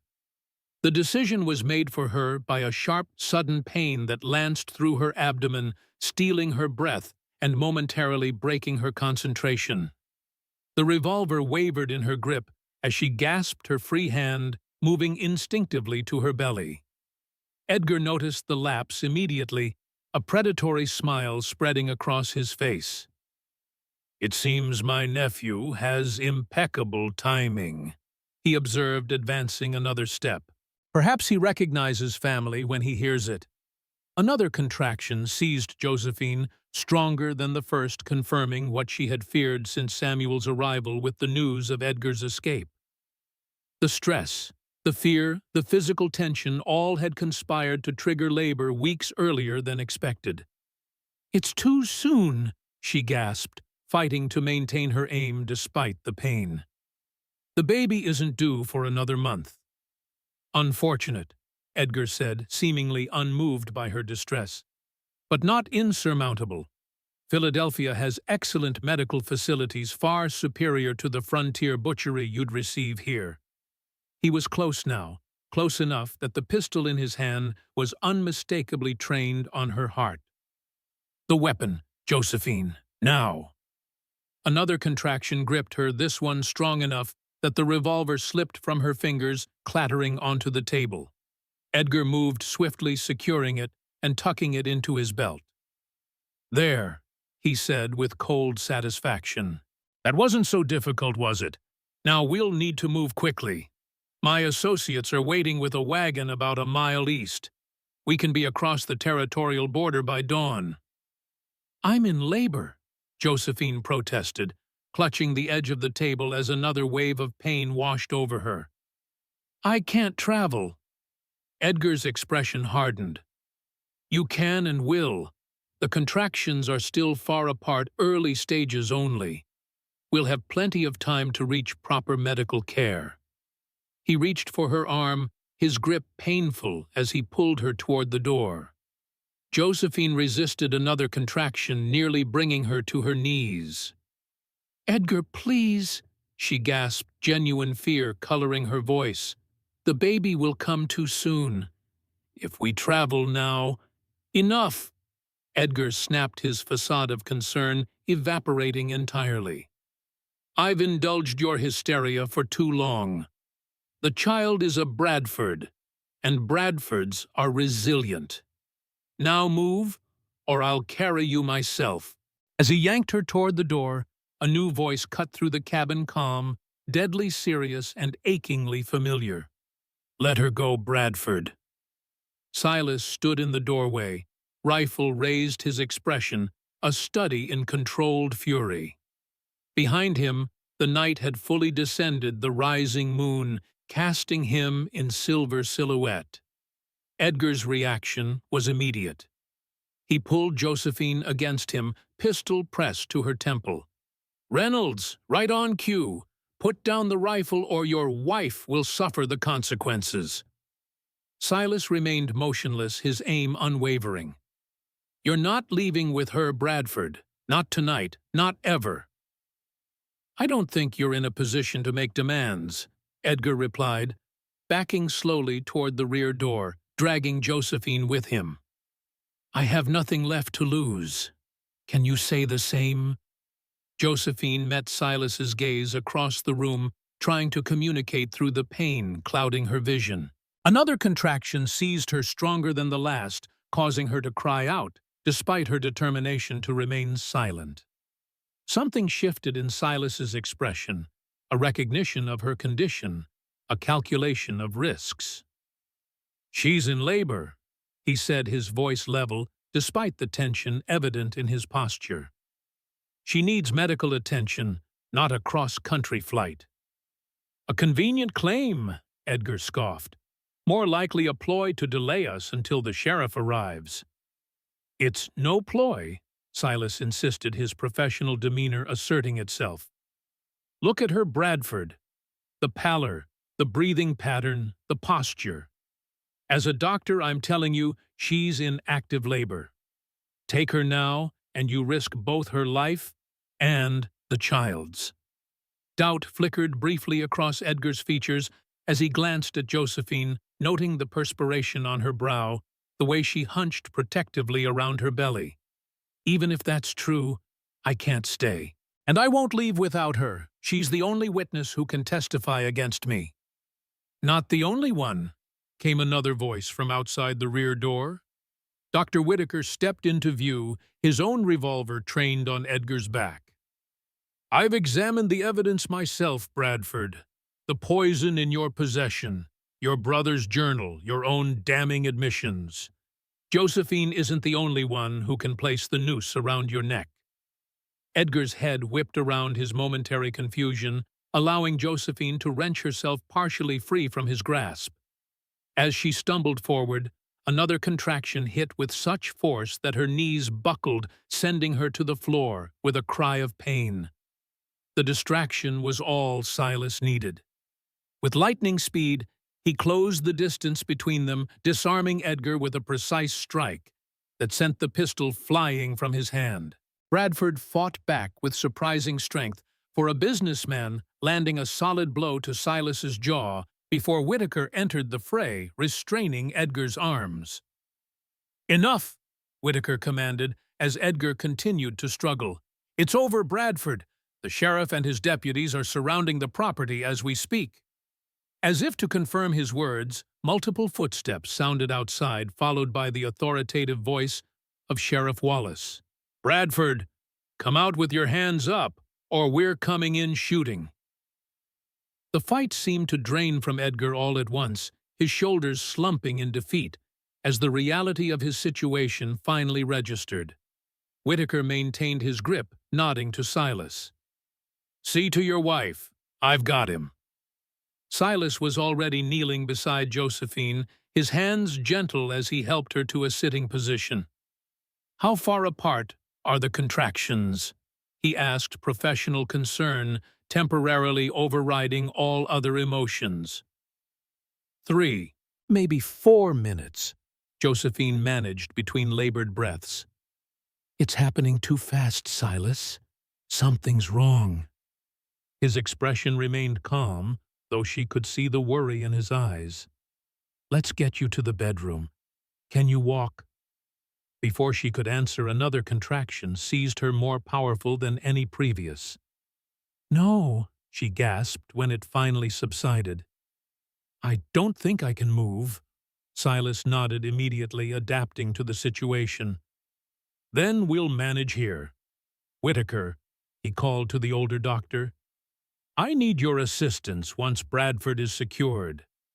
"Of course," Whitaker replied, handing Edgar off to the sheriff and deputies who had entered the cabin.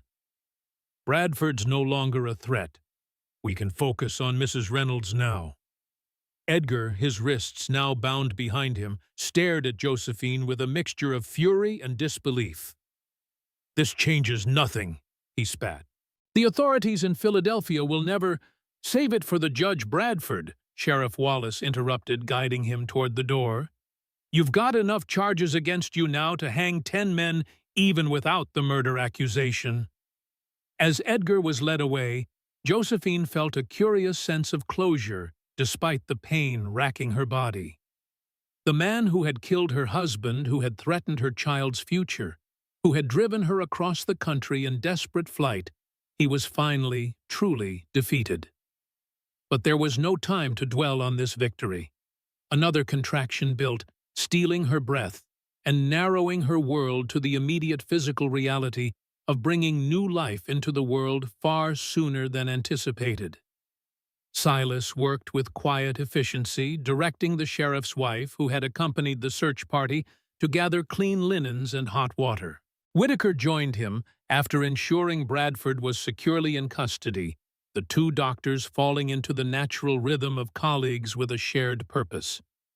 "The baby's coming too quickly," Whitaker observed after examining Josephine, "likely triggered by the stress. We'll need to monitor for complications." Silas nodded grimly. "Prepare for possible hemorrhage. And the child may have difficulty breathing if the lungs aren't fully developed."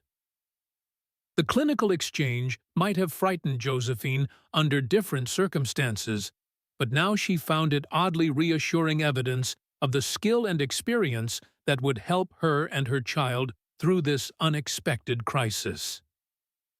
"Silas?" she gasped, reaching for his hand between contractions. "If something happens, if I don't—" "Nothing will happen," he interrupted firmly, squeezing her fingers. "You're strong, Joe. Stronger than anyone I've ever known, and I've delivered hundreds of babies under far worse conditions than this." The quiet confidence in his voice steadied her, providing an anchor amid the storm of pain and fear. "Promise me you'll protect the child," she insisted. "No matter what happens to me." Silas met her gaze directly, his green eyes fierce with determination. "I promise to protect you both," he said. "But it won't come to that. Focus on breathing now. The next contraction will be stronger." He was right. The pain built in waves, each more powerful than the last, until Josephine felt her body taking over, ancient instincts superseding conscious thought.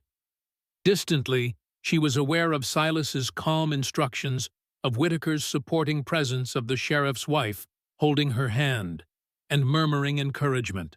But primarily, she existed in a realm of pure sensation, the tremendous pressure, the overwhelming urge to push the fire that seemed to consume her from within. Time lost meaning, stretching and compressing in strange rhythms dictated by her laboring body. "I can see the head," Silas announced at one point, his professional demeanor temporarily giving way to wonder. "Dark hair like yours. One more push, Joe. You're almost there."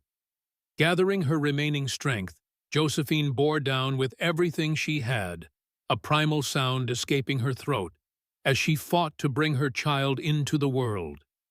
There was a moment of searing pressure, then sudden release, followed by the most beautiful sound she had ever heard. A lusty, indignant cry that filled the cabin with its life-affirming vigor. "A girl," Silas said, his voice thick with emotion as he placed the tiny, squirming infant on Josephine's chest. "A perfect, healthy girl." Despite the exhaustion that threatened to pull her under, Josephine found the strength to cradle her daughter, marveling at the miniature features that somehow combined Charles's determined chin with her own dark hair and fair complexion. "She's beautiful," she whispered, tears streaming down her face. "So beautiful." Kemal knelt beside them, his expression a complex mixture of professional satisfaction and something deeper, more personal. His hand hovered briefly over the baby's head before gently stroking the damp, dark hair. "What will you name her?" he asked softly. Josephine studied her daughter's face, considering. In Philadelphia, she had expected to name a daughter after Charles's mother, following Bradford tradition. But that life, those expectations, now seemed to belong to another woman entirely. "Hope," she said finally, the name arising from somewhere deep within. "Hope Elizabeth Reynolds." Silas's eyes widened slightly at the use of his surname, a question in his gaze. "She deserves a fresh beginning," Josephine explained, "free from the Bradford legacy and all it would entail." Understanding dawned in his expression, followed by a warmth that transformed his features. "Hope," he repeated, testing the name. "It suits her, duh." Whitaker, who had been quietly attending to the afterbirth and other medical necessities, approached with a small smile. Mother and daughter both appear to be doing remarkably well, considering the circumstances. The little one is on the small side, but her lungs are clearly fully functional. As if to prove his point, Hope let out another vigorous cry, her tiny fists waving in protest at the cold air and unfamiliar sensations of the world outside the womb. "She has her mother's spirit," Silas observed with a hint of pride that startled Josephine with its genuineness. Though not Hope's biological father, he spoke as if the connection already existed, a bond formed not through blood, but through choice and commitment. "We should move them to more comfortable quarters," Whitaker suggested. "Mrs. Reynolds needs rest, and the child should be properly swaddled." Silas nodded carefully, lifting Josephine with Hope still cradled against her chest. The tenderness in his handling, the protective way he carried them both to the bedroom, spoke volumes about his feelings, perhaps more than words could have expressed. As he settled them on the bed, Josephine caught his hand. "Thank you," she whispered, "for everything." He smiled, a genuine expression that reached his eyes and softened the usual guardedness of his features. "Rest now," he said gently. "We'll talk more when you've recovered your strength." But Josephine wasn't ready to surrender to the exhaustion pulling at her. "Edgar," she asked, needing confirmation of what she already believed to be true. "Secured in the sheriff's wagon," Silas assured her. "Wallace is taking no chances this time, double-guard iron manacles. He won't escape again." The knowledge brought a profound relief, allowing Josephine to finally relax fully, her body's demands for rest becoming impossible to resist. As sleep claimed her, her last conscious awareness was of Silas sitting beside the bed, one hand resting protectively near Hope's tiny form, his expression one of wonder and resolute commitment. The next days passed in a blur of exhaustion recovery and the constant demands of newborn care. Hope proved to be a vigorous baby despite her early arrival, her healthy appetite and strong lungs belying her small size. Silas was a constant presence, his medical training proving invaluable as he guided Josephine through the challenges of first-time motherhood. His hands, once steady with a surgeon's precision on battlefields, now demonstrated equal skill in showing her how to swaddle an infant, how to ease the discomfort of engorgement, how to recognize the different cries that signaled hunger versus discomfort. Word of Edgar Bradford's recapture and the dramatic circumstances surrounding Hope's birth spread quickly through Willow Creek. A steady stream of visitors arrived at the ranch Mrs. Cooper, with a basket of freshly baked bread and preserved fruits. Samuel wide-eyed with excitement at meeting the littlest Miss Reynolds. Even the normally reserved Judge Wilson and his wife, bearing a handcrafted cradle as a belated wedding gift. "The community has accepted you," Josephine observed one evening as Silas gently rocked Hope to sleep. "Us." He glanced up, a small smile touching his lips. Frontier towns have long memories for grievances, but surprisingly short ones for unusual circumstances. Once they decided we weren't a threat to their established order, acceptance followed naturally. "And your true identity?" Josephine asked. "No one seems concerned that Dr. Reynolds has replaced Mr. Thornton overnight." Silas shrugged, slightly careful not to disturb the now sleeping infant in his arms. "Most folks care more about what a man does than what name he uses to do it. I've set enough broken bones and delivered enough babies over the years to earn a certain latitude." There was truth in his assessment. The West operated by different rules than Eastern society, valuing practical contributions over pedigree or convention. Still, Josephine suspected there was more to the community's acceptance than mere pragmatism, a genuine respect for the quiet man who had established himself among them through steady reliability rather than grandstanding. "The preliminary hearing is tomorrow," Silas said, changing the subject, as he carefully transferred Hope to her cradle. "Wallace came by while you were napping. Judge Wilson will preside with testimony from those who witnessed Bradford's actions here." Josephine nodded, a familiar tension returning at the mention of legal proceedings. "Will I need to testify?" "Not at this stage," Silas assured her. "Whitaker Wallace and I can provide sufficient evidence for the judge to hold Bradford for trial. Your testimony can wait until you've fully recovered." Relief washed through her. Though the immediate danger had passed, the thought of facing Edgar across a courtroom still provoked anxiety she wasn't ready to confront, especially in her weakened state. "And Charles's journal?" she asked. "Will it be entered as evidence?" "Yes, along with the poison found in Bradford's possession and the telegraphed confirmation from Philadelphia that similar compounds were found in his home there." Silas sat beside her on the edge of the bed, his expression serious. "The authorities have also exhumed Charles's body. Initial findings suggest traces of digitalis, the active compound in foxglove, in the preserved tissues. The confirmation of what she had suspected for months should have brought satisfaction." Instead, Josephine felt only a profound sadness for Charles. Brilliant, dedicated Charles, whose life had been cut short by his own brother's greed. "He deserved better," she said softly. "Charles wasn't perfect, but he was a good man. He believed in justice, in doing what was right regardless of personal cost." Silas nodded, understanding in his eyes. "From what you've told me of him, I believe he would be proud of how you've fought for that justice and for your daughter's future." The simple acknowledgement of Charles's place in their story touched Josephine deeply. Unlike many men, Silas seemed unburdened by jealousy toward her first husband, capable of recognizing Charles's virtues without feeling diminished by them. I've been thinking, she said, shifting the conversation, about Hope's legal status. If Edgar is convicted of Charles's murder, the Bradford estate will pass to her as Charles's only heir. A substantial inheritance, Silas observed.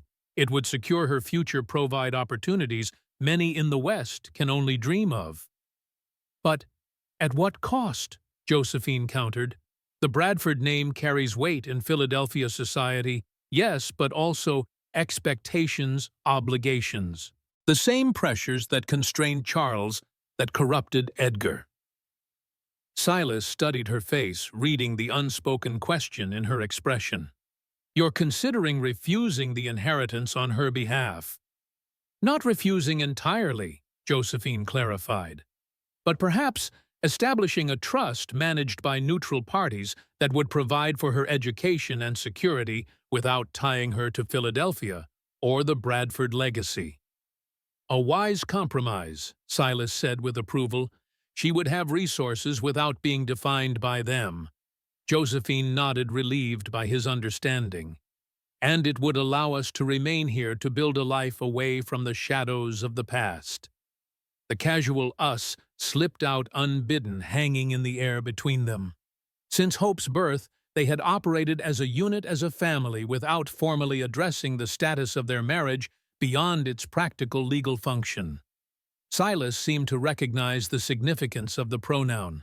"Is that what you want, Joe?" he asked quietly. "To remain here to continue our arrangement beyond its original purpose?" The question echoed their conversation from before Edgar's escape and Hope's unexpected arrival, but now carried additional weight.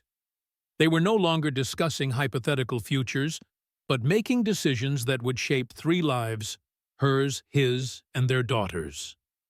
"It is," Josephine said with quiet certainty. "Not just for Hope's sake, though her well-being is paramount, but for my own as well." She met his gaze directly, summoning the courage to voice feelings that had been growing steadily over the months of their acquaintance. "I've found something here that I never expected to find again after Charles's death. A partnership based on mutual respect, on shared values, on trust." Silas absorbed her words, his expression thoughtful. "And is that enough? Respect, values, trust, these are solid foundations, but traditional marriages are built on love." Josephine finished for him, a small smile touching her lips. "On passion, on romantic attachment." He nodded, his gaze steady on hers. "I wouldn't want you to settle for less than you deserve, Joe." The simple statement, delivered without pretense or manipulation, embodied everything she had come to value about Silas Reynolds. Even now, with their lives so deeply intertwined, he placed her happiness above his own desires.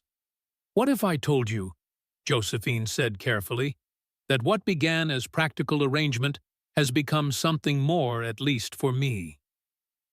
A stillness came over Silas, a focused attention that reminded her of his concentration when treating a patient or solving a complex problem.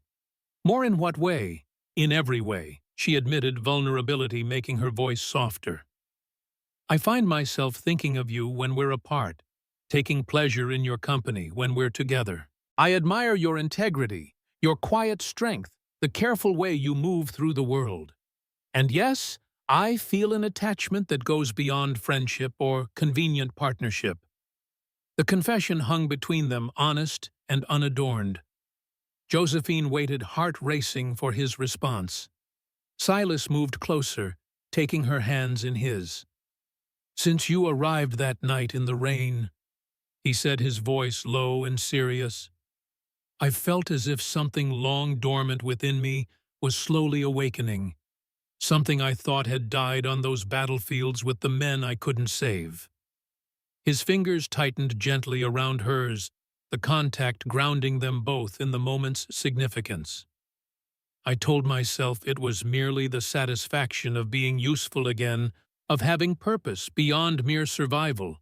But it was more than that, Joe. It was you. Your courage, your resilience, the way you fought for justice, instead of surrendering to circumstances. "And now?" Josephine asked, hardly daring to breathe. "Now?" Silas continued, his green eyes warm with emotion. "I find myself contemplating a future I never thought possible. A life not defined by the men I couldn't save, but by the family I can protect and cherish. If you'll have me, not just as a legal guardian for Hope, or a practical partner for yourself, but as a husband in truth, as well as name." Joy bloomed in Josephine's chest, unexpected and overwhelming in its intensity. "I would have you in all those ways, Silas Reynolds," she whispered, "as guardian partner and husband today and all the days to come." The kiss that followed was different from their brief exchange at the judge's office, not a formal sealing of a practical arrangement, but a genuine expression of connection, of shared feeling of possibility. Gentle at first, then deepening as months of unacknowledged attraction found release in this moment of honest recognition. From her cradle, Hope let out a sudden indignant cry, as if protesting being excluded from this significant moment. Josephine and Silas broke apart, shared laughter replacing the intensity of the previous moment. "She has impeccable timing," Silas observed, wryly rising to check on the infant. "Like her father," Josephine replied without thinking, then paused, realizing the potential ambiguity in her statement. Silas looked back at her, a question in his eyes. "Charles." Josephine considered this, then shook her head slowly. "Hope will know of Charles, of course. Will understand his place in her history, his blood in her veins. But a father is more than biology, Silas. A father is the man who guides, who protects, who loves unconditionally. In every way that matters, you are already becoming that man for her." The naked emotion that crossed Silas's features at her words was more eloquent than any verbal response could have been. He lifted Hope carefully from her cradle, cradling her against his chest with natural ease. "Then I will strive to be worthy of that title," he said softly, returning to sit beside Josephine with their daughter between them. "For both of you." As Hope quieted, soothed by his steady heartbeat, Josephine felt a sense of rightness settle over her, a completion of the journey that had begun in fear and desperation, but now culminated in this moment of unexpected grace. Outside, the waxing moon rose over the Wyoming hills, its light streaming through the window to illuminate the small family gathered on the bed. The same moon that had witnessed Silas burying his past, that had shone down on Josephine's desperate flight from Philadelphia, now blessed this new beginning with its silver radiance. 5 years later, Josephine stood on the porch of the expanded ranch house, watching as Silas and Hope returned from checking fence lines. At 5, Hope was the image of her mother, dark-haired and determined, but she had adopted many of Silas's mannerisms, from the way she sat a horse to her thoughtful consideration before speaking. "Mama," Hope called, spotting Josephine on the porch. "Papa let me fix the fence all by myself."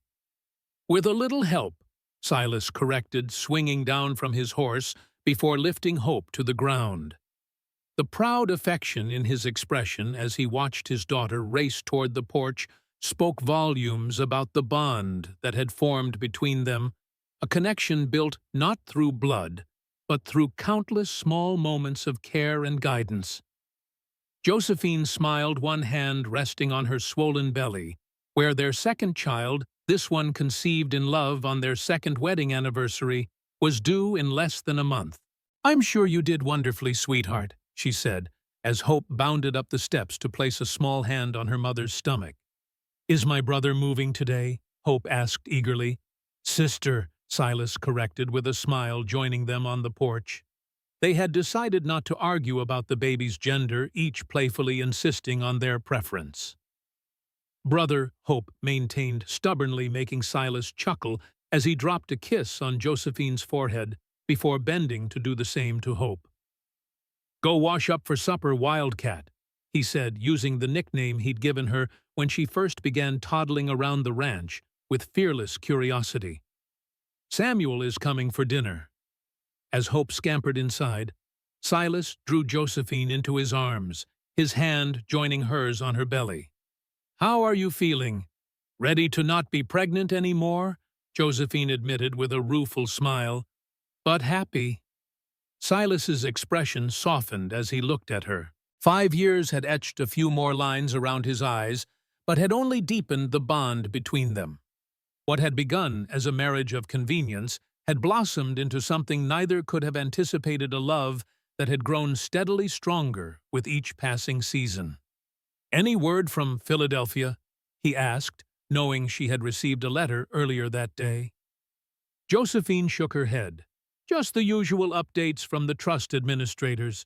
Hope's inheritance continues to grow, though I suspect she'll be more interested in horses than stock portfolios for many years to come."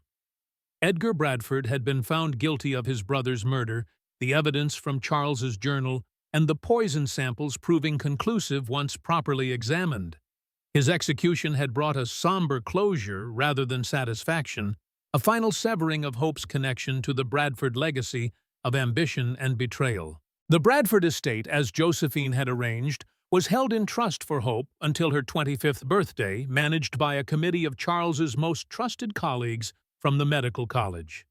The arrangement provided security without demanding conformity to Philadelphia society's expectations, freedom to choose her own path when the time came.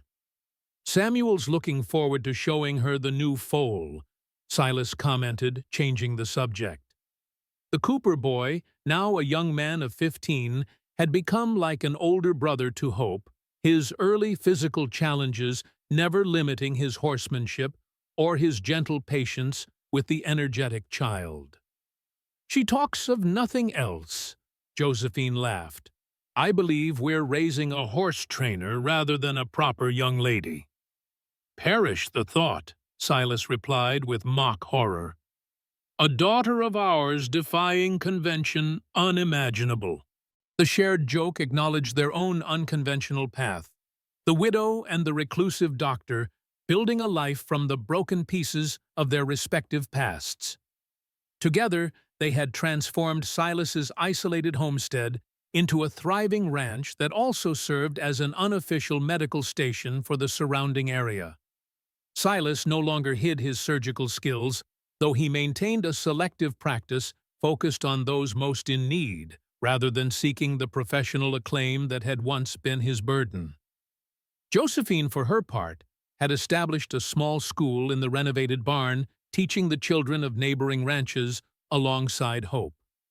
Her Philadelphia education, once a mere social accomplishment, now served a practical purpose in a community where formal learning was often sacrificed to the immediate demands of frontier survival.